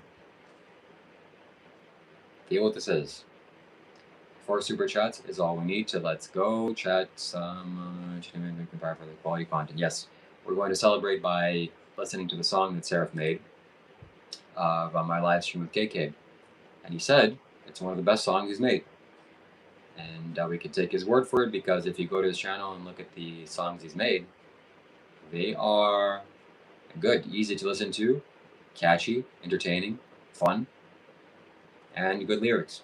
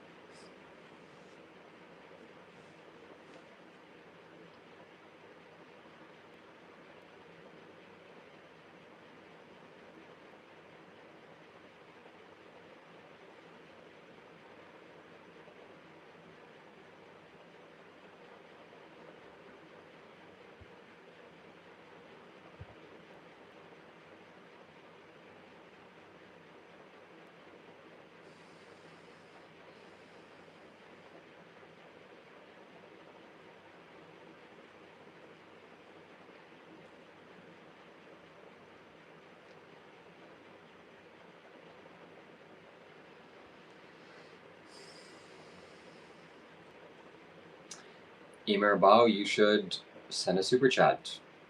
You'll be the 7th.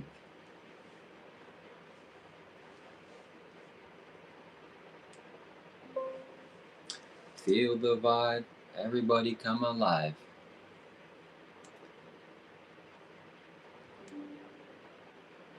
So, that's what it is, my friends. That's what it is.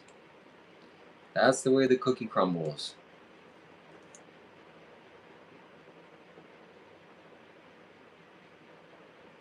That is the way the cookie crumbles.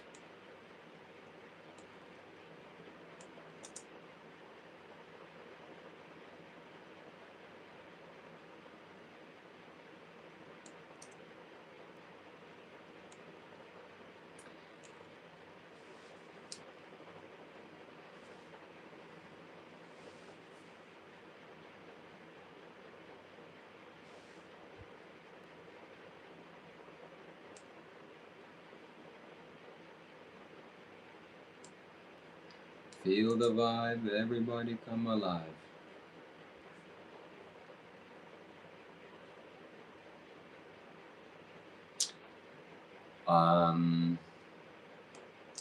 Don't know. Dr. Rob is on a hiatus.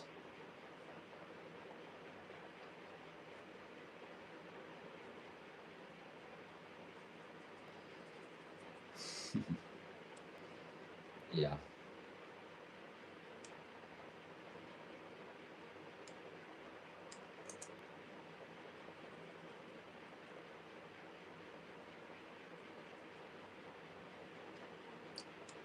Feel the vibe.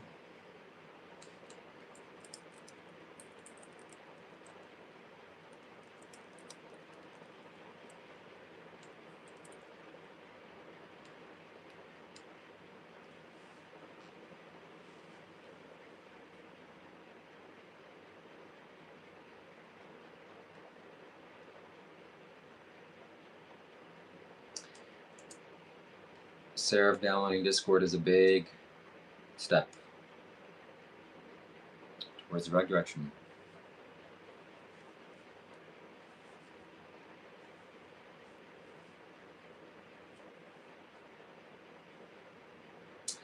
Yeah, just 4 more super chats, then we can finish off strong and listen to some nice music.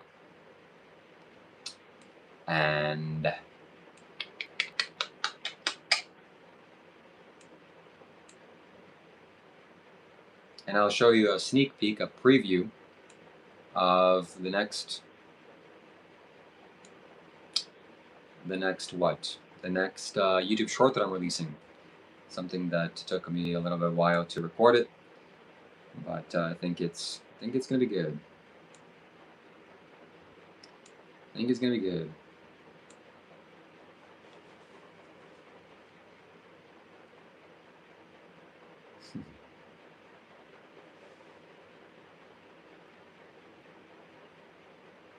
Yep. Feel the vibe, everybody come alive.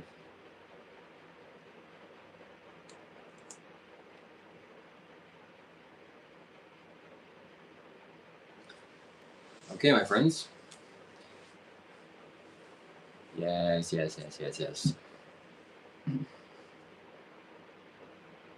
I recorded a little video of me in the Isha Yoga Center, which is almost done.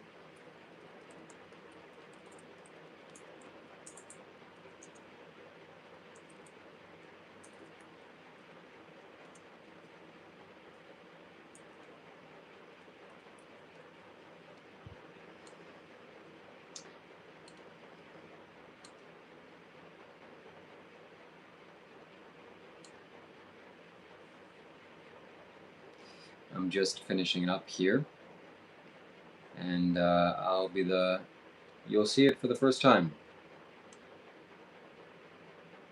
You'll be the first person or people to see it.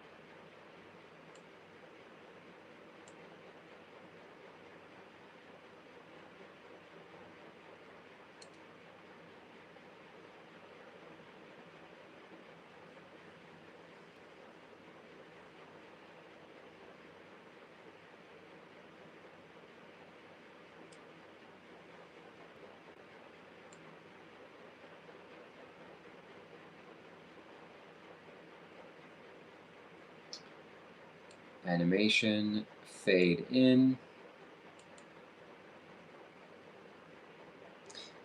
Okay, now we can definitely do it. The flow has started. 3 more super chats, and we will not only listen to the music that Seraph made, but also we will watch the first ever, never released before YouTube short that I'm planning to upload, and it's in the back end recording place that I'm finishing up, and you'll see my process. So we'll get that happen. And yeah, so if you have questions, send it as a super chat, my friends. If you're here, let's reach our goal. Let's see the confetti fly, and let's enjoy our lives. Yes.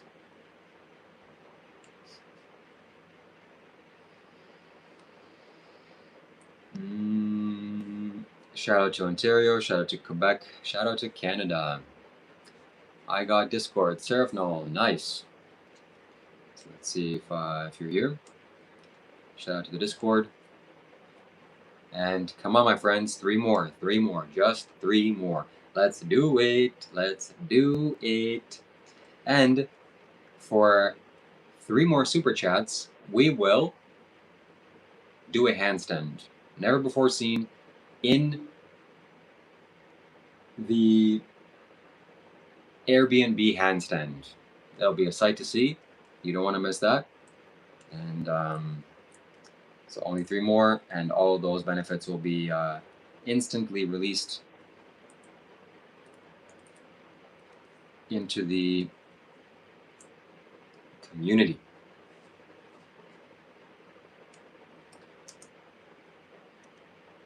Yes.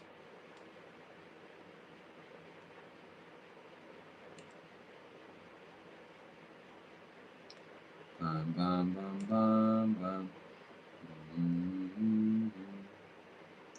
Majestic.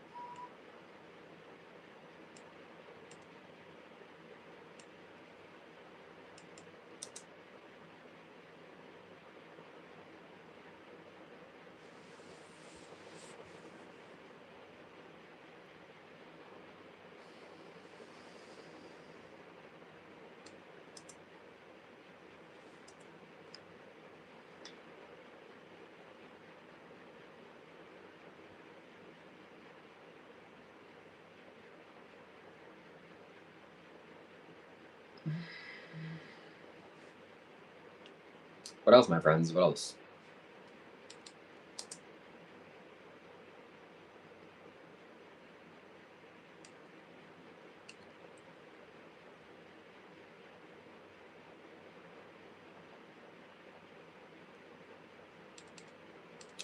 You and Tamil Nad, yes. We just need 3 more super chats to reach our goal. So if you have, if I've ever done anything to you or for you, send it in the chat.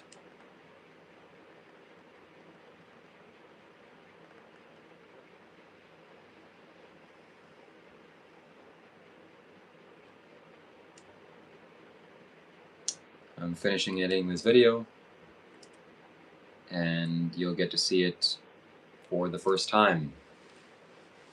Alright, we're going to count down to 5, and if I don't receive $3 in donations or 3 donations total, then we're just ending this live stream. I don't care. And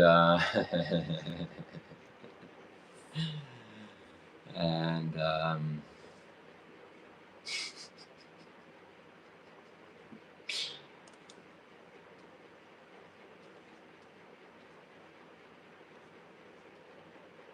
1. You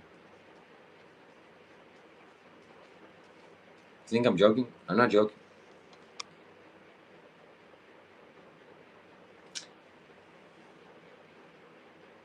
Here's a sneak peek, by the way. Once we reach our full super chat goal, this is what I'm working on. This is the platform that I use. It's called CapCut, and this is the last edits that I'm making before it gets released. You're going to get to see it, and you're going to see it for the first time. Behind the scenes work. Shiva is fed up with chat is so generous. For you all, generosity is return. Where your generosity return? I mean, I get it, but I'm not Dr. Rob here. I don't expect people to give because people have their own interests and intentions and desires, and some people just want to watch from afar. So even though we're raising this money for the community, this is not just me. This is for the community. This is for the hard work of community members creating music for the live streams. Come on, my friends. That is definitely worth something. Support the community live streams. Support your local live streamer, and send super chats. Only 3 more. Only 3 more. If you lost $3 on the street, you'd be like, "Where's that $3?" But hey, just send it over to me, and we're gonna get some confetti flying. And why should you do this? Because it's a charitable act, and it's an act that will lubricate your generosity. And I promise you, my friends, giving is good. Meaning you'll fall asleep, you'll go to sleep tonight, you'll be like, yeah, I gave, I did something good. And that money, my friends, will go towards sharing with the next person and sharing with the next person. So before you know it, you've accumulated karma that will just send you spiraling upwards towards enlightenment and liberation. And what better person can you give to than a spiritual being? Not many more people. I'm sincere, I'm on the spiritual path. Do I deserve your money? Well, no. Well, yes, I deserve your money in a small sense, but ultimately that's up to you. But do I need your money right now to fulfill this super chat goal and to see the confetti flying? Yes. So this can't be done without your help and without your consideration. I can't do it. I can't achieve it on my end. It doesn't work this way. There's no option to do that. And what else? What else is a good reason? Generosity and reciprocation. So I'm here every single day. I'm live streaming. Does that mean that I'm entitled to your super chat? No, not at all. But it's something for you to consider. Maybe if you were to give, then you would have more of space inside to receive whatever this is.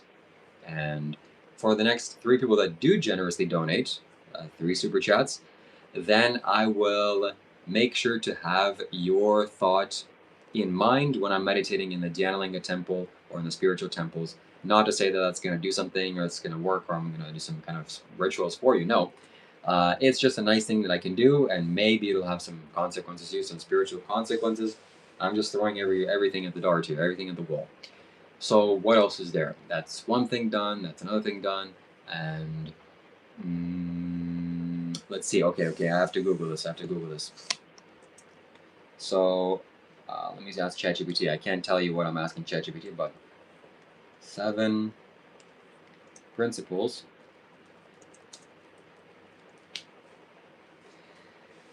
Yeah, support your local streamer. Support your local streamer. And my friends, commitment and consistency. So you want to stay consistent with being a generous person, right? You're a generous person. Stay consistent with that, and I'm keeping you accountable.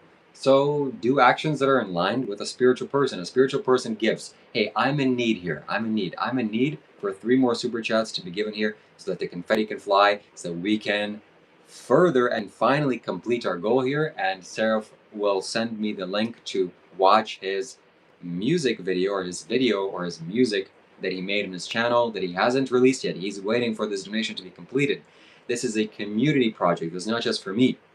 And my friends, look, 7 people have already given. 7. Only 3 more. It's nothing. It's like, what? Where's 3? It's not even barely a number. Where is it? Where's 3? It's so insignificant. So do something so insignificant that will have so many positive returns. It's like investing in Bitcoin when it was $2,000. You could have been looking at Bitcoin when it was $3,000. But instead, you're here not giving 3 donations, 3 super chats. You need to give 3 super chats. Why? Because people already have done it. Look, there's already we're already moving in that right direction. So just, you're on the outside, somewhere far over there away. You don't want to be on the outside. You want to be inside of this 7 people. Join these 7 people, these 7 large super chats, and just follow along, because that's where the energy is flowing. And as well, my friends, I'm here as somewhat of a spiritual, let's say, an experienced spiritual person. I'm not going to go anywhere further than that, but I have some experience in spirituality. This is what gives me the credibility to talk about spiritual experiences, at least my spiritual experience, not more than that. And also, my YouTube channel has almost 12,000 subscribers. 12,000 people subscribe, and you can be the unique, special person that adds even more value to show how, yeah. So to show how much you appreciate this by giving 3 more super chats. And as well as my friend here, I'm a likable guy. You know, I'm a ethical guy. I'm a moral guy. I try to do the right things, and I study morality, and I morally consistent in every area of life, and I don't harm living beings. So I deserve your super chat in that way, in that context. So yeah, you know, just if you see someone that you like and if you appreciate what they're doing, you want to contribute, because naturally it uplifts them. So that's another reason why you would give 3 super chats, as well as my friends. This is not forever. I want you to understand that this is only available for 56 more minutes, and that's not a long time. So YouTube's maximum time for allowing a super chat goal to be had is for 3 hours, and I've been live streaming for 2.5 hours already. So and I've been asking questions indiscriminately. So it was, we're doing this live stream for the community. This is not for me. This is for the community, for us to reach this goal for the community benefit. So this is something that you should have this is a selfless goal. It's a selfless goal. And once this 56 minutes ends, there won't be any option to donate anymore, and we won't fulfill our community goal. So if you're part of the community, if you're part of this YouTube channel, if you subscribed, if you're part of the Shiva Kailash Shambho YouTube channel, then what happened to the hand, I'll tell you once the super chat rolls in. Only one super chat, Eugene, from you, and it could be any amount. It could be a red super chat of $600, or it could be $6 or whatever else. And that will lead us only to 2 super chats. Then I'll tell you exactly what happened to my hand, and I think that's only fair. But I'll still tell you, but at least not right now. And you know, we're all seeking spirituality, my friends. We're all seeking spirituality. So this is the reason why also you should give, because we're all heading in the same direction. And when there's a need, hey, we need something from you, and you have it. Oh, okay, yeah, sure. So don't let nobody pretend that nobody has $1 or $3 to spare. That's absolutely unimaginable behavior. If you don't have $3 to spare, how are you watching it on your smartphone right now? Probably with an internet connection. No, you're paying your internet bill, but you have all this money hoarded. Oh, this is my money. This is not your money, Shiva. No, you have your money over there. This is mine. What's the difference between mine and yours? Just only one click of a button. So, you know, you probably have hundreds of dollars, thousands of dollars, hundreds of thousands of dollars in your bank account. What is the difference between $1 or $3 missing? Not missing because it got scammed or something, but because you generously gave out of the kindness of your heart, strengthened your generosity, became more spiritual, and enhanced a spiritual person's life. So, only 3 more super chats, only 3 more donations to get the huge celebration. And it's not for me, it's not my selfish reasons, my selfish goal. It's for the community. Think about the children.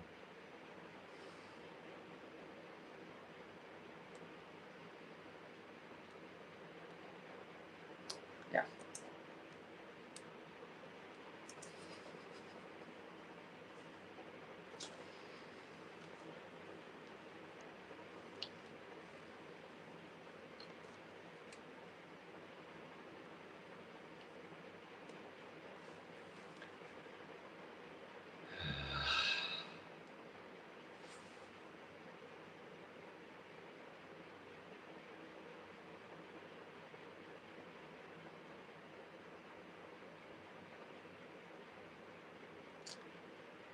Unethical Blood Strike says, I never donate and never will. Well, that's grounds for being banned. What the hell is that? What kind of thing to say is that? Well, I hope you're benefiting from this YouTube channel for free.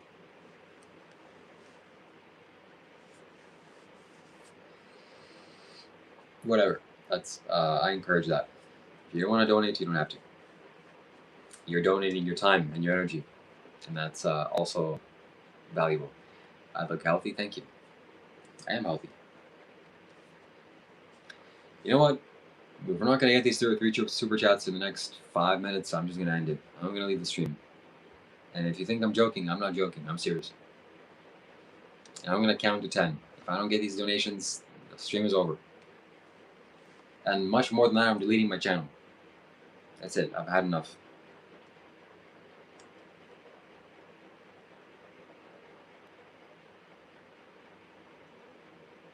Alright. 2 a.m.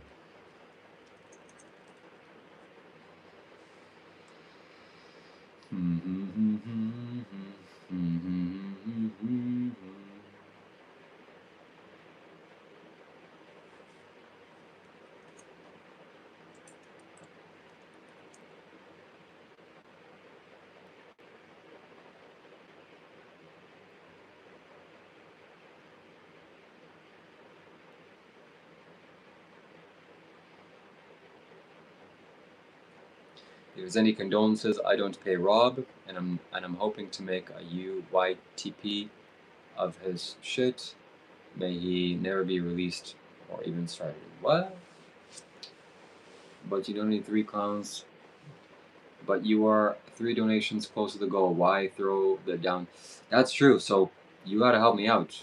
So Imar Blau, it doesn't take much. It takes very little contribution, and you can make it happen. You can make it happen. Think about that. Think about the power you have. Wow. Don't let the power really go to your head, because that's immense power. You're wielding the Thor's hammer there. That is some serious thing you can make happen here for 23 people. Okay. Now the question is, will you do it? Will you step up to the plate? You're the batter up. Will you hit a home run, or will you take a walk? That's the only question. I only donate to Rob because he's funny. Well, Soul Matrix, if you don't think I'm funny, then hear this joke. A man goes to the bar and shits himself. His wife get angry, and that's the end of the joke. So there you go. I made you laugh. You know what to do. What does the goal mean to you?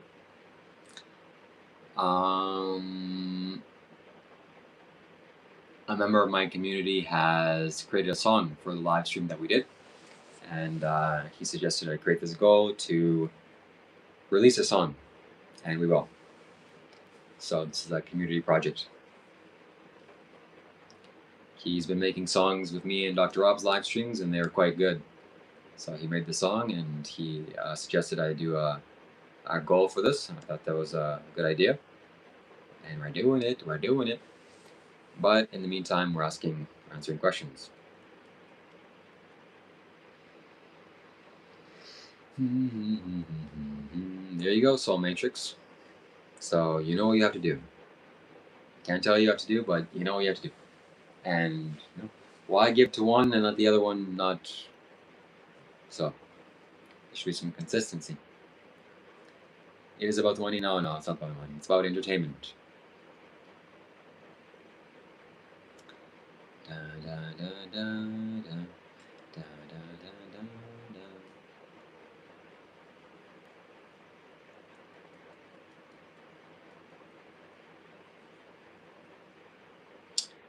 So yeah, man, I show speed. I show speed is crazy. That's exactly right. It's about not giving up. That's true. So you already gone this far, and might as well go the full way. But you don't have to give. You don't have to contribute if you want to. And Heaven's Echo with the donation coming in, setting off at 8. My friends, if you're new here, if you've never shown, an ounce of doubt or generosity, this is the time to shine. We are at 8. 8 is a spiritual number. 8 is a money number, and material number, and infinity number. This is the time for you to benefit. Only 2 more new unique people have to come in, contribute. The confetti will fly. Then we will properly celebrate. 3 things will happen. Number 1, we will listen to Seraph's song. Number 2, I will show you a behind the scenes of the very first sighting of my new YouTube short that I'm releasing. And number 3, I'll do a handstand in the room. Who knows how that'll happen or what's gonna happen there, but you have that to look forward to, and stay tuned. I'll send it to you if you shave your beard, Shiva. That cannot happen, but I'll shave my beard in a video game. Does that count? Your name is Money. M stands for money. My friend, send it over. You got bills to pay, you got riches to feed, you're sitting on a bank vault. You know what you have to do. What happened to Dr. Rob? He's taking a break, I think, and we're on a hiatus. Okay, otherwise contributing, sharing, comments, video, liking, and actively community. We don't have to. We don't have money. You don't have supporting issue. Absolutely, this is true. This is just more of a fun entertainment thing that we're doing right now. You don't have to give if you don't want to, and it's okay if we don't reach our goal. But yeah. So I'm watching Speed play video games. I'm seeing a thumbnail of him. That guy's doing something right. Oh my God, that's terrible. Okay, well, I hope you fix it. I hope, yeah. I hope you get it together. I hope things happen better. Wife cheating is a problem for sure.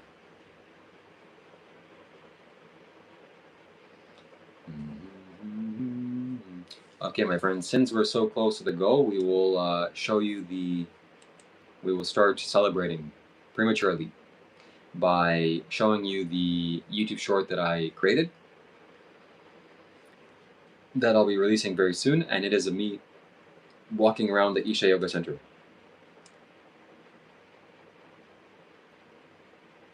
The question is, should I share it now or should I wait until the goal has been reached? I think I should share it now. So let's go ahead. It's got a beautiful sound, beautiful music.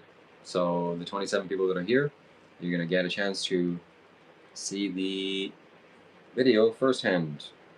Here we go. 3, 2, 1.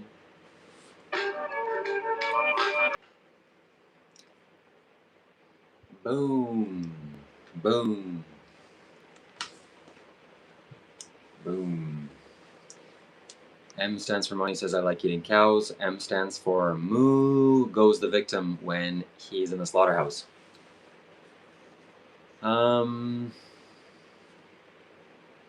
What? The ultimate? Yeah, okay. Yeah, thank you. Nice, very 70s vibes. Yes, I like that song, so I'm trying to up my game and my bulk. Buku millions. I'm not sure what that means. What's up? Welcome, Kasia. Good to see you. Haven't seen you in a while.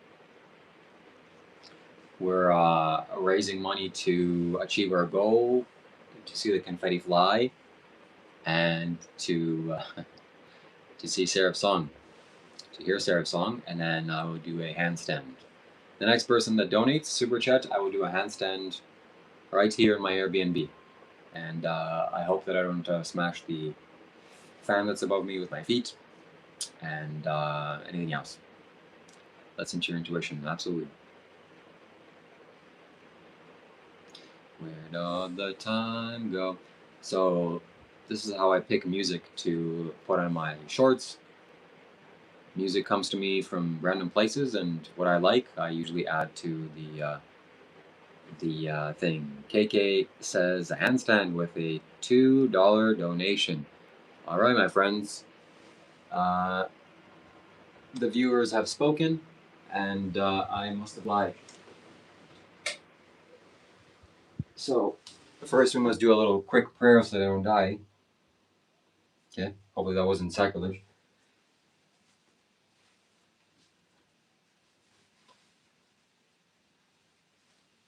Alright, should be fine.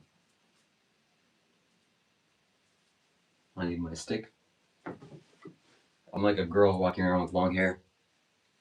Now to tie my hair. Oh my god, ladies and gentlemen, oh my god. Here we go.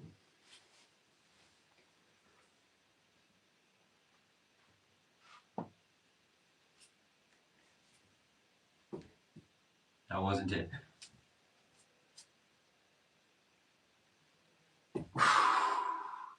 Okay, that was just a warm-up.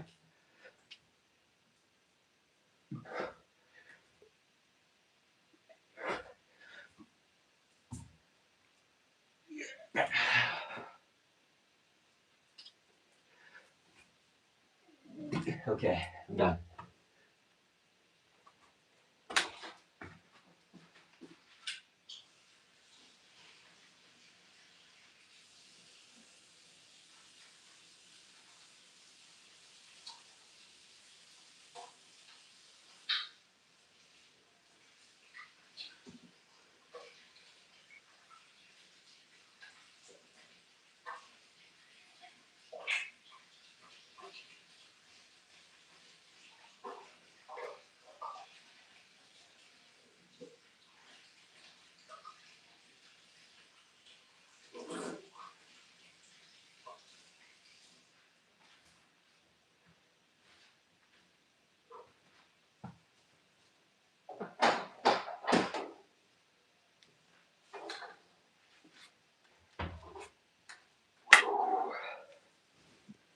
There it is, my friends. That was the handstand. Let's see what people are saying about that.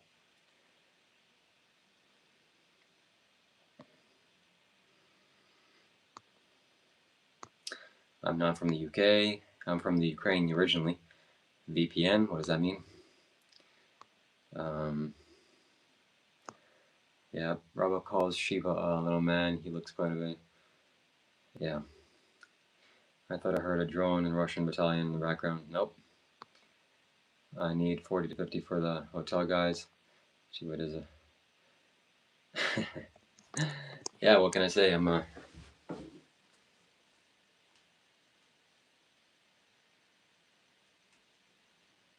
This door is about 5 feet 9 inches or something like that. I don't know. But it's a very small door.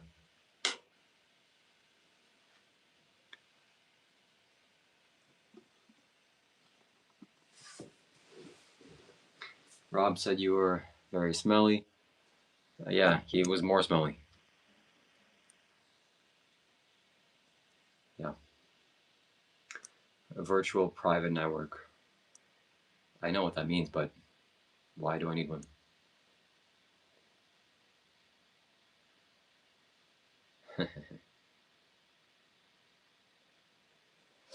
Yeah. Ask these guys in the chat. What? I'm not here to run any scam. How many hours do you sleep a day? Sometimes 7 hours, sometimes 9 hours, depending on my activity level and food consumption.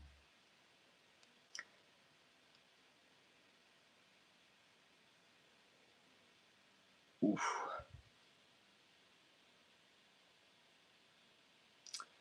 Exactly. I meditate when my mind goes unconscious.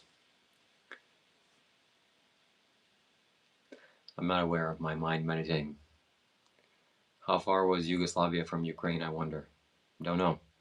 Yes, he would be enlightened from your street smarts, brother. Where'd all the time go? Wow, that hurt. That hurt my hand when I hit the fan. And it hurts now. Okay, now I'll give you a bonus. A bonus for almost reaching. 90% there, one more away. Wow, that's basically nothing. We basically did it. I'll show you a little bonus of my next upcoming video. Exactly, where'd all the time go? Of me in, oh Jesus.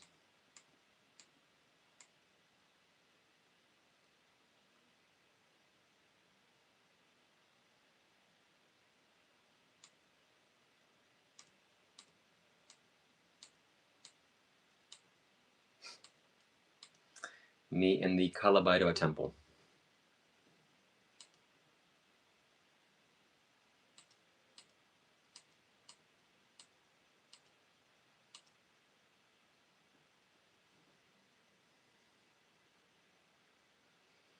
Where'd all the time go? And looking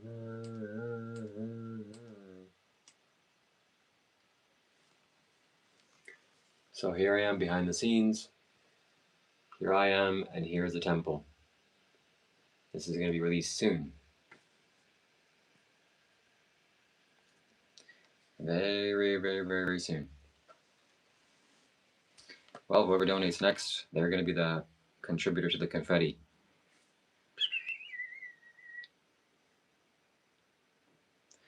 CapCut Pro, the Pro version.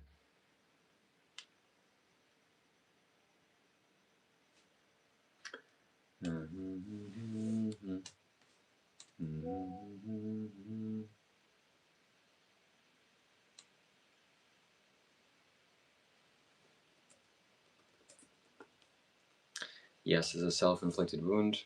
I was doing burpees here, and there was a fan that was spinning, and as I jumped, the fan in my hand. Hallelujah Shiva. My name is Matthew David Davis. I scam hundreds of thousands of dollars. Everybody pays for me. I've been homeless for 3 years, 11 months. How did you scam thousands of... We should do an interview together, my friend. Your journey of being a scammer. Scammer turns homeless. That would be a nice one. I'm 30 years old. How does it feel not having a wife or a bloodline to suffer for? You answered your own question. Just yourself, eh? What a religion. Yeah, it's just myself, my friend. And I always thought... Hello, hello. Hello, can you hear me? Can you hear me? Hello.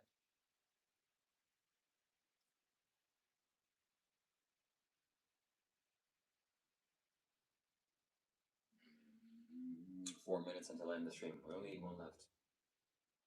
Yeah, your sound is weird. Oh, okay. Alright, this should fix it. So I always thought it was very weird that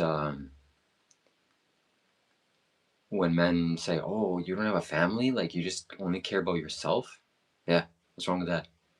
Alright, I get it, having a family is valuable, but just because you don't have a family doesn't mean you're less valuable or less of a human being. Like, come on. Without suffering, you don't have love. Jesus taught me about love. It's actually my purpose in life. It's your purpose in life to suffer? That's crazy, bro. You keep that away from me. You keep that away from me at all costs. I'm not here to suffer. I've had enough suffering and I'm done with that. Love, on the other hand, and happiness and joy, yeah, bring me more of that. That's what I like.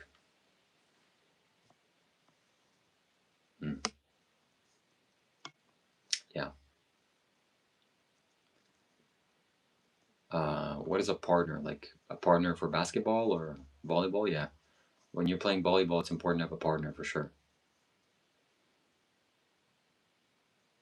You live for yourself. You wake up every day just to make yourself happy. Real Christians realize that that's impossible, and real happiness comes from suffering for other people that you care about. Look at me, how much I care about you. I suffer for you so deeply. Oh my God, look at all the suffering I have to go through because of you. Do you think that I love you? Look at the suffering that I have to go through. Oh my God, I'm suffering so badly. Are you suffering for me right now? Oh my God, you love me so much. That's the confusion people have gone through. No, my friend, you don't love a person because you suffer for them. You're suffering. I suffer, and I love you. You're suffering all over me. Suffer harder, Daddy. No. And look how happy I am and joyful I am in your presence. That's how much I love you. I don't. I'm not a burden to you. I'm suffering all over the vibrations. Look at all the suffering vibrations I'm sending over to you. I love you. No. Be happy, my friends. Be happy. I stream all day. I wear the same clothes to convince people I live the life of Riley. I smashed my phone the other day, so my next scam is good. Bro, if you're serious about that, then you need to get a better life.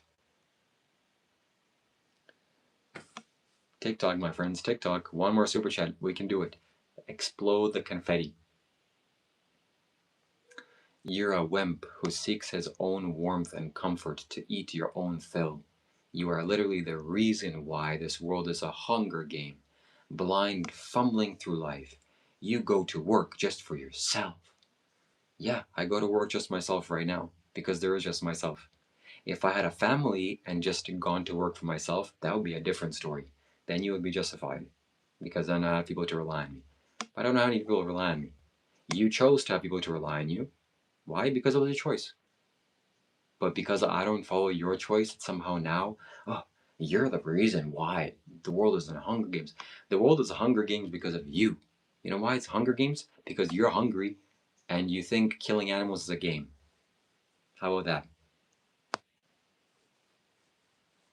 10 seconds to end the stream. Well, I hope you don't have controls over the end button. And ba-boom. Ba-boom. Those 10 seconds really counted.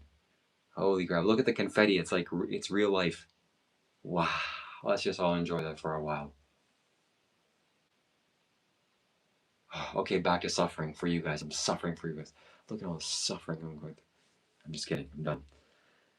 So, www to Tis What It Is. It is what it is, my friends. With a £2 or euro or something donation. I don't know what it is, but it's something. And he says it counts. It does count. But boom, we reached our goal. This was the first of its kind super chat goal, which was for the community.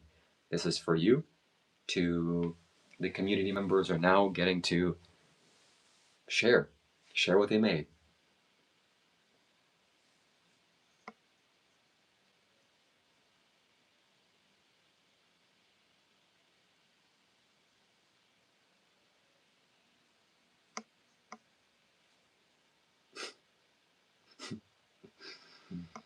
Working for yourself isn't a bad thing. Do whatever you want. Yeah, absolutely. Mr. Redacted, this is the funniest. Yeah. Yeah, people here are thinking that they worked it out. I'm smart. I have logic in my brain. I worked out what the stream is, and everybody else that's too stupid to realize it, they haven't figured it out. But once you figure out what this is like a funny game joke, then it becomes real funny. You don't know what this is. I don't even know what this is. I'm talking to a camera. Okay, hello? I know what this is. Yeah. Do you know what this is, Bob? Oh, I definitely know what this is. I don't know what this is. I barely know what the hell I'm doing when I wake up. I'm 30 years old. I should know. Oh, maybe I should have a family. Then I'll know. Then I'm suffering for other people. I'm suffering for you. Like, can you just like get it?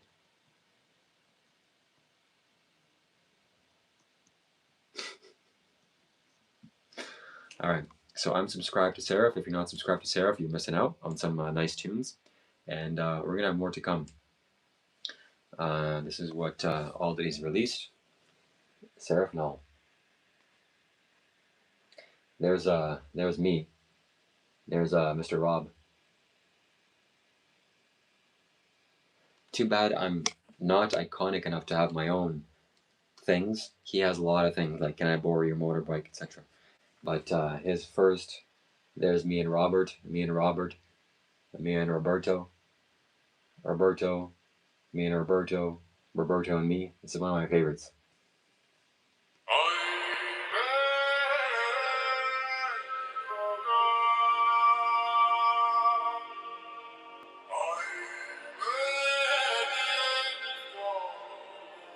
Oh, this is just so powerful.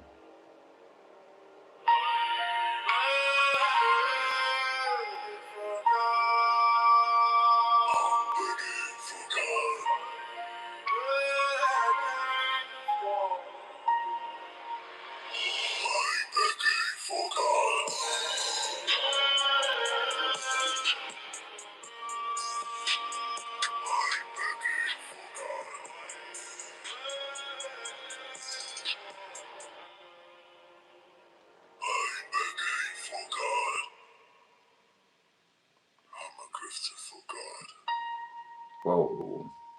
This is going to be iconic. This is one for the history books. Shiva got postmade by social character. What? You premiere the track. Nice. Okay, let's all go to Seraph's channel. He has 114 subscribers now. Holy shit. Whatever you did, you're doing good. That's great. I don't know where those subscribers came from, but wherever they came from, that's good. And I hope they came from me.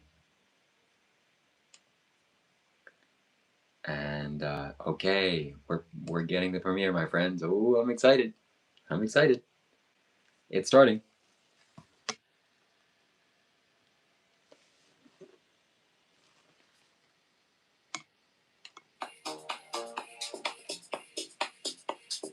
It's gonna be okay.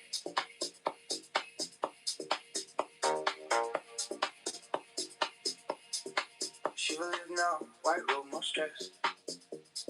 Peace in my chest, but I'm up for the next. If I got light, I can't just stay. Gotta move it out, let it find its way. KK here, I felt that pain. Turned it to love, now I stand in the rain. If you feel low, hear what I say. One small girl can change your day. It's gonna be okay.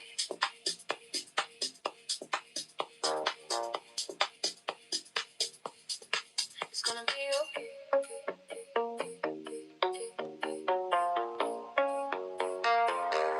It's gonna be okay.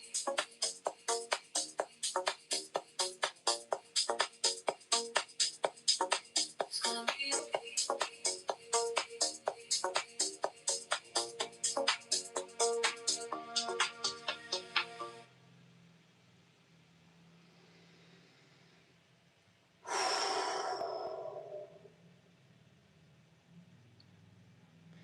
I will listen to headphones later.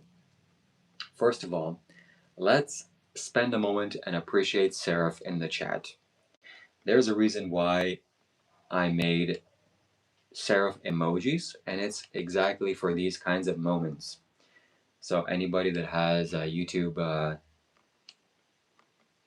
membership, this is the time to use it. Let's get some W's in the chat for Seraph, first and foremost. University of Phoenix is. And here we go. Boom. That's first and foremost. W's in the chat for Seraph. I will make sure to link the song in this live stream as well as the next live stream, the previous live stream with KK, and I'll share it in my YouTube channel as a post, in Discord, wherever else, to get Seraph more attention. And the reason for that is, my friends, this is what we need. This is what we all need. Is spiritually conscious music that's cool. Not, hey, I got drunk, I beat my wife, and I made lots of money. Look at all the ice that I'm wearing. Did you see my fast car? Okay, some of that's cool. Okay, you're driving a fast car, that's cool. But hey, I'm drunk, I'm smoking a spliff, and look at the guns. Do you know what the guns are used for? Yeah, my rivals. That's what the music is, and that's what people are programming their minds with. Oh yeah, oh you have guns? Well, me too. It's insane, it's insanity. So music is like hypnosis. It's the most powerful way to hypnotize someone is with music, with rhythmic sounds and repetition. That's what music is. So me listening to this is what we need. This is what the world needs. Conscious rap, conscious music, things that uplift people. I'll be listening to this. And the lyrics go deep, so I want to pay attention more to the lyrics. Let's see what the lyrics are, actually. So I will actually paste the link here. On this channel, you can go and check it out. Here it is.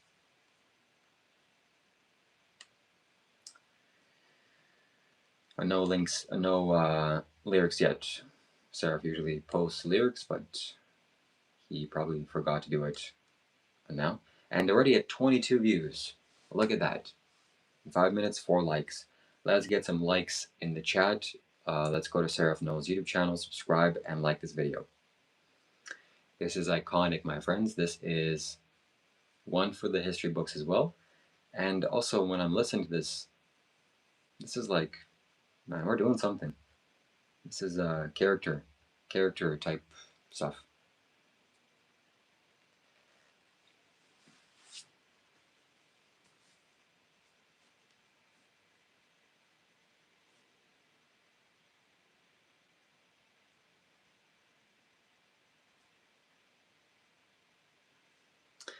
No, this is a YouTube link. Relax. So that is nice. That is nice.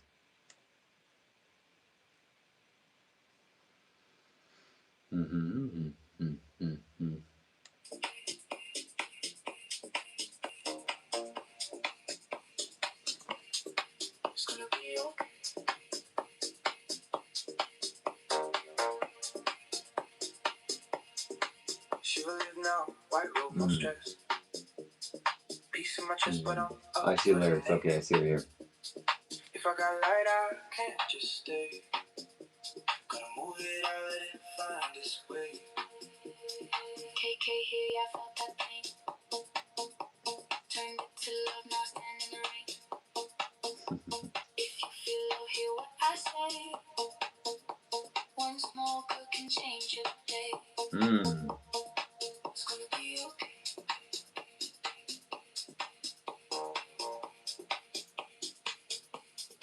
It's gonna be okay.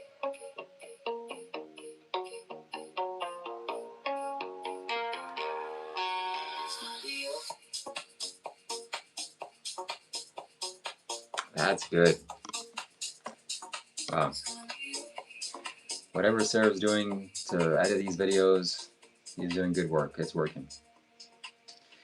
And I'll plug in headphones and I'll listen to this properly. Nice. Nice. Shout out to you, Sarah. And thank you, KK, for the live stream and for inspiring this.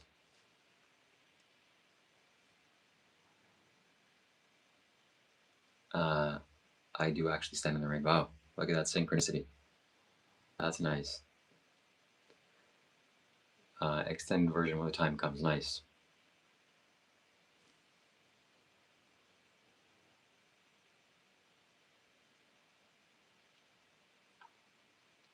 Exactly, yes. Having children should be done consciously. Well said.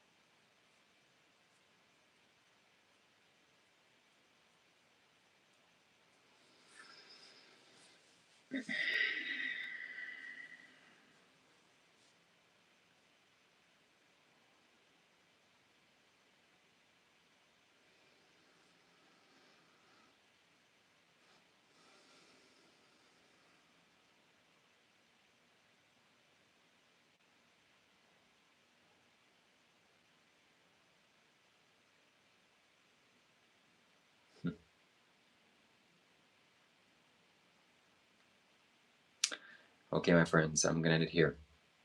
It is 2:30 for me a.m. The roosters are about to start their work, and I'm about to start my sleep. Good night, Seraph. Thank you for being here. Thank you for everyone that's contributed to the Super Chat goal. Let's read some of the donors out. We got Seraph, of course, as always. Val, thank you for being here.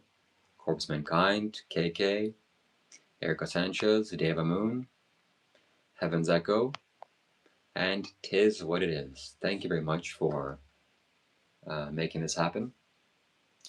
Thank you for being here, my friends, for more than 2 hours if you've stuck around. Almost 3 hours now.